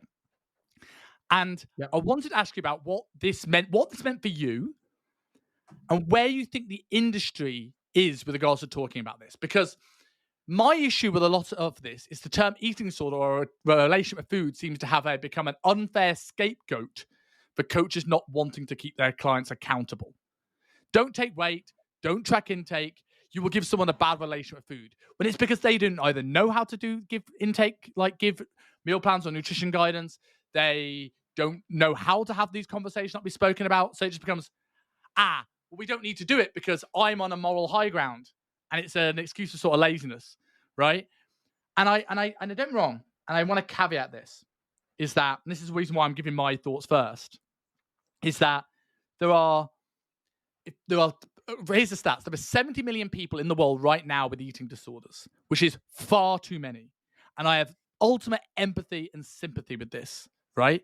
But there is 2.5 billion people that are overweight, right? And we are very quick to the coaches put their own projections and their own bad relationship with food onto their clients. More of our clients need structure and routine, and they need to eat less crisps. They're not scared of crisps, right? If a client is yo-yo dieted and gone back to their pre-diet, that's not probably unlikely to be a bad relationship with food. If they've lost weight, not got scared about putting any weight back on and gone back to Domino's pizzas every night, then that's probably a decent relationship with food because they can kind of go back without worrying about it too much. And I think sometimes we're becoming almost too cautious when we're not putting the foot on the gas. For example, last thing I'll say before I give you the floor is I can have a glass of wine and not be an alcoholic. Surely it's more about how the coach communicates about that diet, the person in front of them, than it is the specific tools. If you didn't track anything with your clients and then that client didn't get the results despite working incredibly hard, I think that is just as likely to give someone an emotional problem with food than tracking the data, tracking weekly average body weight, and then going, oh my God, I've tried so hard, I've not lost weight. Oh, hold on. I ate at 11 o'clock at night and I went up. Oh, time of the month. Oh, I get this now. Oh, I'm not scared of this anymore. As opposed to taking weight once every 6 months and going, what a waste that 6 months was. I know that was a big rant. No, it's good. Someone that's come from that side more than me, I just see the aftermath of coaches. I did a show, or I felt a bit sad because I didn't like broccoli, and now everybody has to have this softy approach. I'm like, most of your clients don't need it. No, yeah. So it's not that I disagree at all. I think there's a lot more. This is one of those very nuanced. There's a load of like, all of that sort of stuff. So about coaches being scared to ask questions, maybe it's because they feel like they should have the answers. Maybe they don't want to seem like they don't know the answers. Maybe, again, that's how they've been coached previously and their coach always just led the way. But remember, we're not our clients. That's fine. That's good. Most of us aren't our clients. That's a good thing.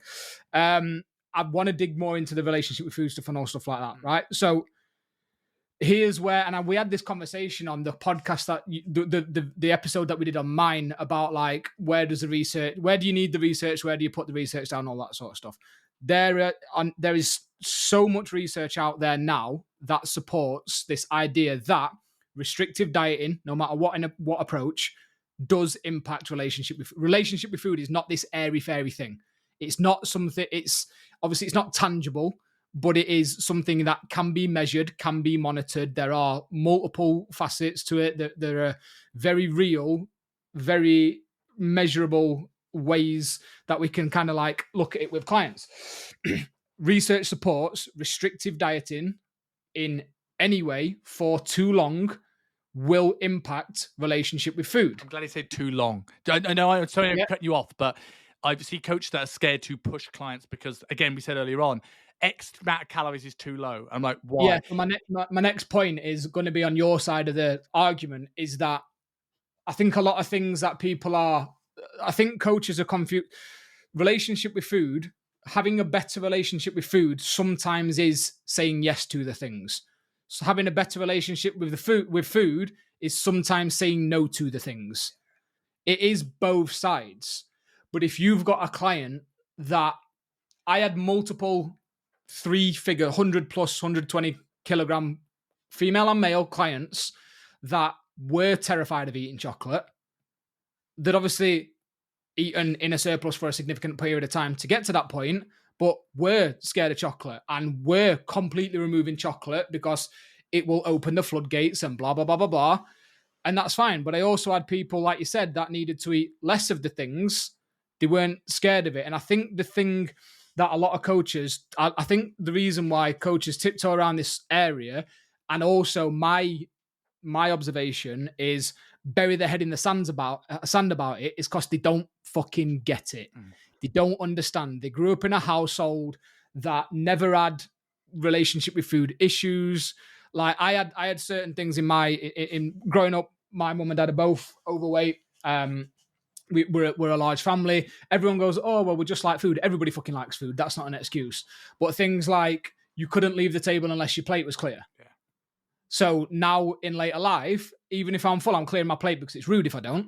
Mm-hmm. And the second one, and if your plate's clear, you can have dessert.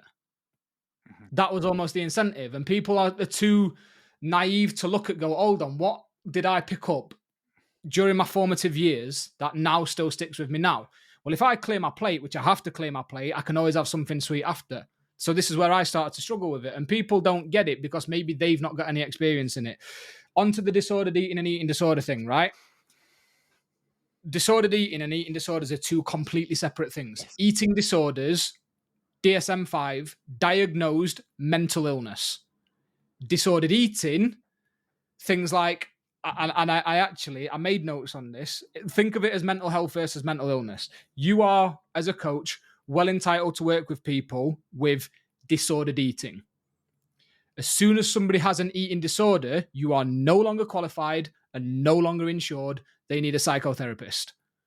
So you as a coach, all coaches, 1 minute, where is this fucking thing? You as a coach, all coaches should know the difference. You should be able to identify an eating disorder, because if you are claiming that you can help your clients beat binge eating by dieting, you're a fucking cunt. And you also need to understand what's the definition of binge eating, because a lot of clients will use the word "I had a binge," and what they meant is overate. Cake. You know, like it's not the same as someone who's having a true binge eating disorder. Like that clarification needs to be very clear in people's minds. So this is the thing that I wrote. And again, this is on one of my walks where my fucking brain's firing. Just wrote this about it because it is something that I get asked about a lot, having been on the receiving end of it. And again, knowing the research and supporting clients with it when I was coaching and stuff like that. So it's not disordered eating to look after yourself. Correct. Mm-hmm. It is not. It is disordered if you're only living that way because the thought of anything else causes you stress or anxiety. If your behavior is driven by negative thoughts and emotions, that's disordered eating. It's the intention behind it, not the actual action. If you would genuinely prefer a salad over a pizza or a burger when eating out, sick.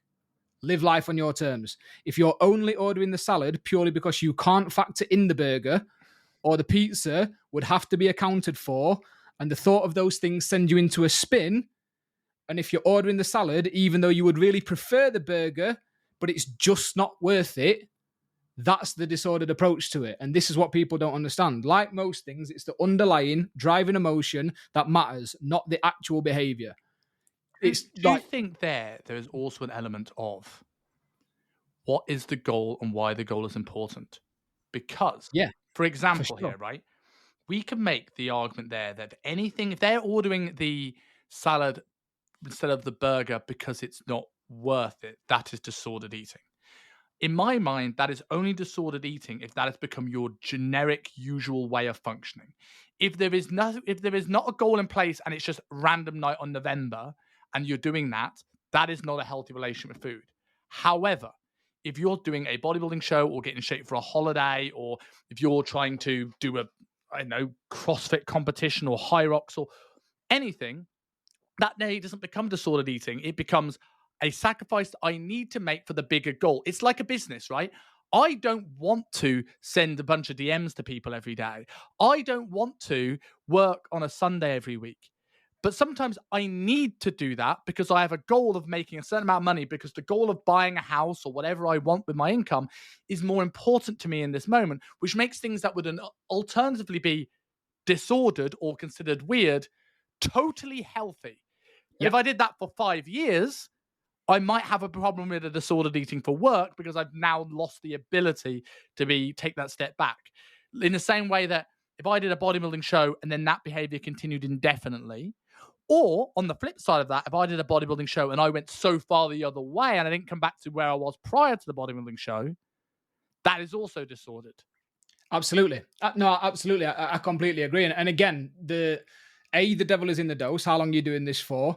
B, going back to what I was saying earlier about what's optimal for the client, are you making this as an informed decision? And when I was talking about my client who refuses to sacrifice the 5 pints of Guinness with the lads on a Friday, sometimes you are going to have to sacrifice certain of the 7 facets of health for other, or sometimes you're going to have to sacrifice values and mental well-being for a bodybuilding show. And again, the research shows us that when you look at representation of competitive bodybuilders versus normal people post-competitive building are higher representatives of eating disorders. No getting away from it. I'm not saying all bodybuilders, but there's no getting away from it. I don't know what the ratio is of like normal people to. There's also research that shows us that there are higher levels of narcissism recorded in bodybuilders, but nobody wants to talk about that either. So like I do agree, if you are making a fully well-informed decision of I am going to do this thing, I did. So when I did that first shoot, I'm 6'3". I'd been 150 kilos. I wasn't able to exercise because of my heart. I got down to whatever percentage body fat, I don't know, but 81 kilos the first shoot. I knew, and it was a conversation that I had with Mike, that at the time I was having to eat 1,600 calories a day and 250 grams of protein a day. As somebody that's 6'3" and doing 12,000 steps because I wasn't able to train. I knew there and then for the last, let's say 16 weeks in the run up to that show, I was sacrificing those things. And halfway through, I knew this is becoming a problem, but I would have run through a fucking wall to get the visible abs because I'd never had them before. So I was making a conscious decision. I think that's the thing that a lot of coaches don't get, is because they don't get it and they've never struggled with it. They're like, oh, well, it's not a thing. I'm like, well, it fucking is. Yeah. And if you don't monitor it and you aren't the best person to support your clients with it, either get comfortable referring out or start actually learning about how to do this. Because the golden rule of coaching is do no harm. You getting somebody in photo shoot shape is the goal that they want. Great, fantastic. If it's great for your marketing, great, fantastic. If that then leaves them with disordered eating and or eating disorder, no longer great, you're a dick.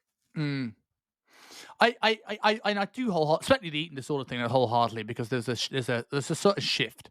There's someone to go down that if you've caused as a coach an eating disorder, it's now no longer about how aggressive the diet was; it's how long you pushed them for, and you would have had to ignore the symptoms.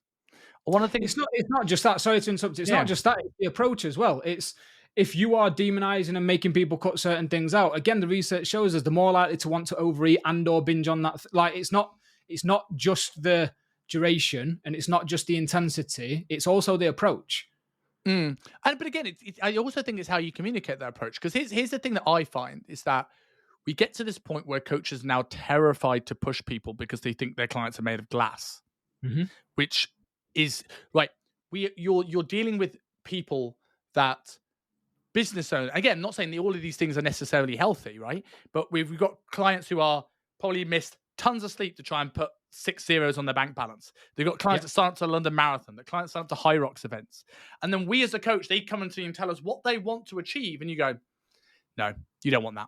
You don't want that. It's unhealthy. I'm like, yeah, I disagree with that as well. I completely get where you're coming from. And so I think this element of like, if you want a big goal, you will have to push hard. Now, there are two things here. A low carb diet isn't necessarily a bad thing, right? There are benefits, both from a physiological perspective. And again, I understand there are disadvantages, there's pros and cons of everything. You choose your regrets of a low carb diet. It's also easy, right? For a starting point is hit a protein target, and you can switch to chips for a side salad, but it's really difficult to get them to not cook it in the certain oil or change the sauce, right? But if you go, carbs are bad, we're not going to have them, don't touch them, that's where you develop the problem with food. It's not the low carb diet per se. It's like, right, what we're going to do, let's get something that's a little bit easy for you right now, whilst we're not moving very much. And we're going to be looking at how to add carbohydrates in later, because they're going to be good at fueling performance, fueling training, and add some variety into your diet. But this is the tool right now that I think is going to be best for you. What do you think? That same person can go, those two people can go through exact same restrictive diet, and this is obviously extreme. I'm not saying everyone should do low carb dieting, and come out of this in a completely different headspace because of all the stuff we spoke to in the podcast prior to this, the communication of this, and understanding that cycling calories is ultimately the end goal, and this is a temporary push for a bigger goal, and that's so I think oftentimes this problem is like, how long do you leave them there? How do you communicate with this? And also, by not pushing someone to their goal when they need it, could also create an emotional problem with food, because people start feeling like a failure and they go into emotional keeping habits. Yeah, and that's where, again, people are... Before I'd worked with Mike, I tried multiple fucking ways of getting my shit together, and been left feeling like I was the issue. Yeah. Like, it was me. I'm there's no way I can lose the weight. I'm the problem. My discipline, my fucking willpower, because that's what I've been taught. So you are 100% right, but you just nailed it there. And like when I read that note out that I'd written, it's the intention behind it. Mm-hmm. It's not the action. It's the intention. It's is this a well-informed decision? Have you weighed up pros and cons of both sides? If you have, and you're making the decision and the client agrees, then completely up for that. If you as the coach looks at a client and goes, this is what you're going to do, and I'm not telling you why without any context or explanation behind it, you have to be aware that could be, not always, but that could be contributing to some problems further down the line. Have you ever seen the, I can't remember, there's a word missing out of this, but basically the obesity map. They did a set of research in like 2017, I think. The government now use it. It's fucking fascinating. I wish I could pull it up and show you now, but I don't know how to do it on this software. And basically, it's this big fucking complicated. It's wild. If you remind, I will send it to you. Maybe even put it in the notes. It blew my mind. And basically, in the middle, there's like maybe 7 or 8 boxes. And what this map does is it takes into account every single contributing factor to why somebody could be obese.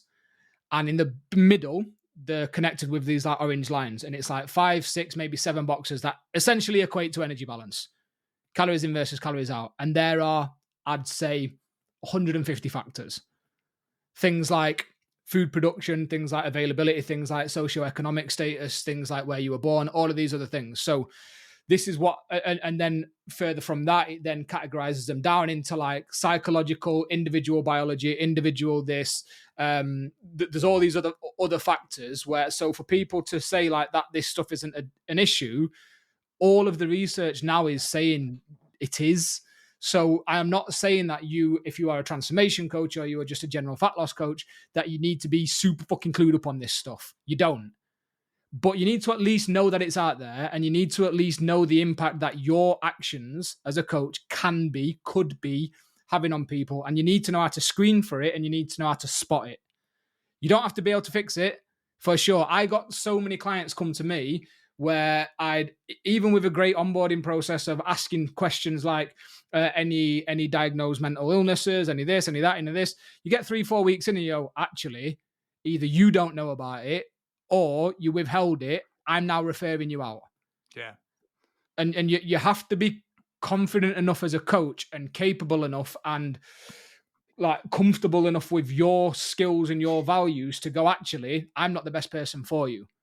I'm not the best person for you. I need to send you somewhere else. And the referring out thing is often people are scared to do it because they feel they're going to lose clients. But I always think the referring out often it helps people get better attention, because at no point does you referring someone to a psychologist means you stop working with them. It means Correct. that you work with the things that are in their scope and you connect with their psychologist or their endocrinologist or their chiropractor or their physio or their doctor to allow you to work together to help this person get the best outcome. And just that little bit of taking away of control means you can stay within your scope and can be that better coach for them. And like, I think that obesity map thing you're doing is really fascinating. And I think it's something that I will put it in the show notes so you find it, because I do think it's genuinely something that more coaches need to understand, is that, yes, you don't necessarily need to know at endocrinologist level what's going on underneath your client's skin. But I think a lot of coaches have gone down this, it's just calories in versus calories out, mate. And I'm just like, I've seen this, and this is a conversation of the day, otherwise we'll do another hour, about the people talking about misinformation online. I hate it. I hate it. I hate it. I hate it. I hate it. We did this one. So for anybody, just to cut Simon off, we did this one on the episode that we did. Yeah. So if anybody wants that conversation. Oh yeah, that's a good, fair point. Yes, go and listen to that. But people don't know the information to put a miss in front of it. And I think when people say, oh, you got BMR and that's coma calories, I'm like, you are an idiot. Yeah. You need to know the impact that thyroid has. The liver has 15 to 20% of your BMR. The liver, right? So when you start looking at these things, and I did in SMU, we did a deep dive, 4 weeks talking about behavior change. And the first week was nature versus nurture. How much of it's genetics? And I would argue that most people can get lean and it's not really a genetic. Building muscle, variance. Getting lean, not. However, there is genetic component of like, if I was born on a farm miles away from any shop where I had to go to the shop and do tons of steps and I cook my own food and I slaughter my own cattle and I grew my own vegetables, that's different between people in a council flat in London that only had access to the cheap pizza place around the corner and they now are basing their food decisions on that. This is like, and not only that, is like, as a coach, you may not need to know about the liver, but appreciating this under this calories in versus calories out, there's this complex tapestry of stuff that goes on. And your job is to understand it more and more as you go through your career and invest and learn. You don't need to know it all to help people, but like little things like, hey, if you think about someone over the age of like 40, how many mercury fillings do you have? How much like tin food do you tend to eat? What's your stress like? What's your sleep like? And now toxicity is an interesting topic, and without going into that, but it's a great parallel, is that do people overblow toxins online and people slam and go, no, the research on this toxin is that it's completely safe? Sure. What the research doesn't show, because when you're looking at research, is I'm looking at this specific thing, and I'm saying if this specific thing has a problem in the humans we tested this specific thing on. Not, you've got mold in your flat, you've got 8 or 9 mercury fillings, you eat tin tuna every single day, you live next to a factory, you've got things sprayed on, you've got your face creams. If you think toxicity doesn't have an impact on our health, you're missing the point. Yeah. But at the same time, if you're this coach who goes, never have any plastics, change house, move to the countryside, grow your own vegetables, the stress that place on someone actually does more harm than the toxins in the first place. So it's like understanding it's complicated, appreciating it's complicated, and being able to communicate what is the first step. and being able to ask this so you can keep an eye on this stuff in the background without it ever being your client's concern is the power of a coach. And this brings us back to the first question we asked right back at the start of this show when you asked about, I don't think coaches necessarily need more knowledge. I think sometimes that my argument of more knowledge allows you to be the better communicator, because when I know this stuff's all going on, you don't need to know it, Susan. What you need to know, Susan, is, right, we need to make sure that we do this and this. Okay, you're eating in a calorie deficit, you're moving more. Okay, now you're sleeping better. Now you manage your sleep. And then down the line, we go, you might want to get that mold sorted out in your house. Okay, we can do that. And then that's conversation down the line when we know the layers of importance. So that the obesity map stuff, again, it's one of those things where a load of other research will then take it and categorize things and build on it and stuff like that. And of the 5, I can't remember who did the research. Again, it's on the thing. It's on the link that I'll send you. It's a .gov. The original thing is on .gov. It's like it's well accepted by most people. I've never seen anybody like refute it. It then tells you the 5 biggest influencers on whether somebody will or will not be obese, or will indicate that somebody's going to be obese. And everybody knows about number 1 and 2: input, output. Input, output. 3, 4, and 5 are, and this is what really pisses some people off, 3, 4, and 5 in this order: socioeconomic status. So funds, available food, all that sort of stuff. So you just mentioned it. Did you grow up in the council house and all that sort of stuff? Number 4, genetics. Mm-hmm. So hormone balance. 17 genes now been found that if you've got one of those genes, you are more likely to be obese. If you've got 2, even more. 3, even more. 4, even more. 17. And just before you 17. Go on to 5, that's the thing with the genetics thing. I said I don't think genetics affects someone being lean. I think everyone can get lean, but it doesn't mean the challenge isn't harder for one person. Yeah. So if you've got that gene, it's the same thing. But I for sake of argument, right? I can get busy. I've not eaten anything yet, and I'm feeling fine. Not everyone has that same experience. I know people put them in a 5-calorie deficit and they're pulling their hair out, and that's partly psychological and is physical. But if you're someone that's prone to that, I need to play around with food volume. I need to know strategies. I need to know ways of managing that, because it's a different dieting experience for you than it would be for me. Yeah. To be fair, I wasn't making the point to I know you weren't. refute. Yeah. So number 5, literally where you're born. Literally, not just in the world, where you are born. And the thing that you just made there, actually, the research shows if you're born in rural areas, you are more likely to be obese. Not less likely, because not everybody in a rural area works on a farm. Mm-hmm. Most people in rural areas are having to drive to go to the shop. Yes. And having to drive here and drive there. People in cities, less likely to be, again, on the whole, less likely to be obese. So why do we need to coach? Do you think there's a comparison thing to that as well? Like, if I'm living in London or a slightly more healthy city and I'm seeing people that are in shape more and I'm exposed to it, I'm exposed to marketing messages more potentially, and we can say whether this is healthy or not healthy, there's an argument both ways, that I'm more likely to have reason to stay in shape. The board of directors meeting, I need to look good in a suit. I can see this marketing message. Whereas in rural areas, and, Dave's a bit plump and his wife Shannon's a bit plump, and, that's all right. It doesn't matter. I can join that too. There's so many factors, like these 5 things. There's so many factors within this. Because when you said hormones, we looked at energy out. People think steps and moving. Well, energy out is all those hormone things. And I'm like, it's the liver stuff we spoke about. I was like, within those 5, there's a subsection of another 10, 15, 20 different variables, which where it's like, we need to take this as an individual, because this is so multifactorial. Yeah. So the way that I'll round it up, and again, this is in the talk that I gave a couple of weeks ago now. Yeah. Last week, not Friday, just gone Friday before, is number 1 and 2, going back to those 4 hats that I speak about. You can instruct.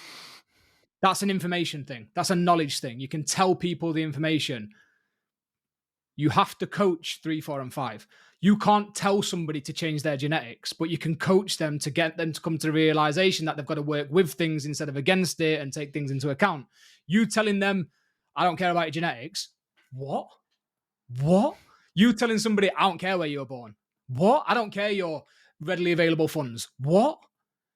That's why we need to coach. And that's, again, why coaches do need to get better at asking questions. Because number 1 and 2, for, I don't know, and I'm not going to pluck a number out of my arse, for a percentage of your clients, for a percentage of the population, telling people what to do for energy in and energy out will get the result.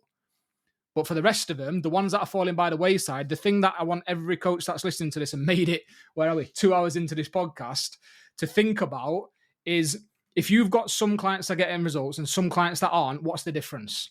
Yeah. What's the difference? Is it them not sticking to things? Maybe. Research, Harvard Business Review shows that 80% of any client using goal-orientated services will achieve their goal, 20% won't. That's to account for human error, not the right approach, not the right time. So not all of your clients, if you've got 10 clients and 8 of those get a great result, you're doing a good job. I would say I'd say a 1 in 4 should get an unreal result, which means that's the standard. So that means 1 or 2 are getting a fine result. 1 or 2 are, they're not the right time. They're just coming to tick a box. And if you're below 1 in 4, you need to be aware of that so you can go and either invest or work hard or whatever it needs to be. And if you're above that, then you can kind of like not beat yourself up about Steve, who's just getting pissed and telling you, I stuck to the diet. For sure. And again, it accounts for human beings. You're dealing with human beings. People are going to sign up. Mate, I had a client that once paid me in full and then never spoke to me. And that's to give you the breathing room to realize that 10 out of 10 clients will not get a result. 2 out of 10, if you look at the stats, the KPI, whatever you want to call it, 2 out of 10 are human beings. They're going to go off and enjoy their life. Things are going to change. It's not the right time. It's not the right approach. All of those things are fine. But if you are getting, let's look at those 8, you doing the whole calories in versus calories out might get 3 of them there. If you're lucky, if they're intrinsically motivated and they're like me, run through a fucking wall to get the result. But what about the other 5? Because you know it's not knowledge for most of them, and you know they're still trying. That's why you need coaching. I agree, and that's why I'm very much anti the idea of people firing clients. I've seen this a lot when they're not sticking to them. It's doing my head in. I should fire them. I'm like, no, you need to be a better coach. Yeah. Like, I've had clients that we've set expectations and we've gone, look, if it's not the right time, it's fine. Let's refine the goal. They said yes. They come in. They tick a box. They know I'm here when I'm ready. And I've had people that have not got a result for 3-4 years, me one-to-one, and then one day something changed in their life and they get that result. If I'd have fired them, not only would they have not gotten that result with me, they might not have got it at all because now they associate coaching with someone that made them feel terrible, that I wasn't good enough, so I got rid of them, right? Might drop. Yeah, it really annoys me when I hear people do this. And there was an example. There's an exception. There are people that are rude to you or rude to your other clients, create a bad environment, but that is like so rare. Most people come into this with good intentions. So, I think that's a great place to sort of end it. So my last question I always ask everyone that comes on the show, and I ask this because so many people are trying to be perfect, which is a good segue into this 10 out of 10 sort of thing. And I want to realize that anyone that comes on this show, that we're not perfect, we make mistakes, and we're human. So what's one thing you have changed your mind on? Everything that we've just spoke about. When I first got into coaching, I thought it was a case of you don't want it bad enough. Because of my experience, being 150 kilos with the heart condition, I'd have ran through a wall. Keep saying it. I thought people just needed to want it more. Forgetting completely that I only started to get my shit together at 29 years old, and I'd been trying to lose the weight since probably 14. Forgetting that I'd had 15 years of failing, all of a sudden I just wanted it enough. And I genuinely used to think that. And when I first started, again, I wasn't working. It wasn't my own business. I was working for somebody else's. We were Body Transformation. And it was a case of, did you stick to your shit this week? No. Okay. Well, I'm going to explain it slightly firmer. Stick to it. Yeah. And because we were getting 3 out of 10 results, 4 out of 10 results, it must have been the other 5, the other 6 that didn't want it bad enough. They weren't sticking to it. It's not the right time. It's all of those things that I just mentioned. And it was that's the thing that I've changed my mind on. And it was, when I speak about what coaching is and isn't, that's not my opinion. That's definition by, again, all of the federations that I mentioned earlier. I also used to believe that I was coaching when I was setting people meal plans and removing 25 grams of carbohydrate and adding a couple of sets here. I thought I was coaching. So the thing that I've changed my mind on is literally it's the mission that I'm on now. It's what coaching actually is and what your clients need. Love that. Because if it just comes down to instructions and information, like we mentioned about the apps, if it just comes down to the information that you have, soon, not immediately, ChatGPT will be better at that than you. Yeah. So it can't just be that. Yeah, I couldn't agree more with that. One point that I forgot about there, and on the previous point, I will say and leave you with, because you'll think about it on the sort of knowledge thing. If you can't improve your knowledge, help 3, 4, and 5. Here's a way I think it can. Especially if you ask good questions. You have to have this communication bit first, otherwise this becomes pointless, right? But let's say somebody is emotional eating in the evening, or their lack of sleep affects these things. Understanding more of the complex natures around some of these topics means that what could I do to necessarily support that person to make this easier? So understanding what is in certain foods that could drive a dopamine response, so they're less likely to get it through their phone or pornography or gambling or social media or gaming, means they might feel better to make better decisions. Supplementing with something like theanine, which is a precursor to GABA, could help someone calm their nervous system down. Like, people look at knowledge going, let's learn about how much training volume there is, or let's look at what thyroid does. Cool. But how can we use this knowledge to find ways without actually doing anything that the client needs to create more willpower or discipline to do? Supplement a bit of theanine in the evening to have this knock-on effect on all these actions. And if you've never needed to coach an action, and it's like, I see people going, supplements are pointless. It's just it's the top 1%. You don't need them except creatine, because that's done loads of research on it. And I'm like, yeah, it's the safest. But if I can give you something that calms your nervous system down, that makes you wake in the morning feeling a little bit better about yourself, and that makes you make better decisions, I've now given you a supplement that has this knock-on effect on all things I actually wanted you to do, but I knew would be too difficult to get you do. Just something to leave you with. But yeah, no, you are 100% right. And even the socioeconomic status one, again, having the knowledge and the experience of how can I help this client eat better with less readily available funds and stuff like that. For sure, the knowledge will help. You telling somebody just to do this thing isn't the solution. Exactly that. I think as you said quite rightly, and this is the reason why people like you are so valuable, is like, knowledge. The more knowledge you have will always be better. But if you can't articulate that knowledge, if you can't communicate it, if you can't make it valuable to your clients, if you can't find out what problem you even need to solve, then it's a lot of knowledge and very little application. And at the end of the day, we're here to get people results. And that's why client adherence is very much a big part of what I do, and obviously is what you do. So for people that want to learn more about this, tell us a bit more where to find Lewis Potts and about what they can get from you. Absolutely. So I am on Instagram at Lewis Potts Official. I'm in a weird transitionary phase at the minute. So the adherence amplifier, as it was done in intakes, is no longer in existence. However, I have got something coming. It is more aligned with almost like I think the way that you do things, of like people can join whenever, and it's, again, it is guided, but it's not all done live. And yeah, I'll give a lot more detail about that. It will be launching on Black Friday. That's all people need to know. So hopefully, if this comes out soon, keep an eye on it. I have got a free community on School, which is I'm really proud of. I only launched it this week. There's like 90 odd coaches in there already. It isn't just about being a better coach. It is also about creating a community of good online coaches. Because one of the things that I see people always struggle with is, I'm an online coach. It is very lonely, and my echo chamber is telling me all these things that we spoke about today. Where do I connect with other people? Where do I collaborate with other people? Where do I find other people to learn from and stuff like that? So there is that as well. That is the coaching code on School, I think, but I will send you the link to it. You can drop it below. People join it. I am going to be dropping a load of value in it. I will obviously use it around Black Friday to let people know what I'm doing moving forwards. I'm not going to be one of those people that's like, it's just a free community. We're all coaches. We know the game. People in that community will get early access and a heavy discount. It is what it is. But if you want to join it and you want to get a load of value from it, that's where you can find more about me. And also the Coaching Code podcast, which I need to record season 2 of. I do it kind of different to you, as you know. I'll do like 8 episodes at once, drop them all at once, and let people binge it, because that's how I like to consume my podcasts. Fair enough. So awesome. Yeah. So definitely stay tuned for that, mate. It's been an absolute pleasure as always. I've loved this. I can't believe we've done 2 hours. I've really enjoyed it, mate. Thank you very much for having me. I'm very happy to go 2 hours.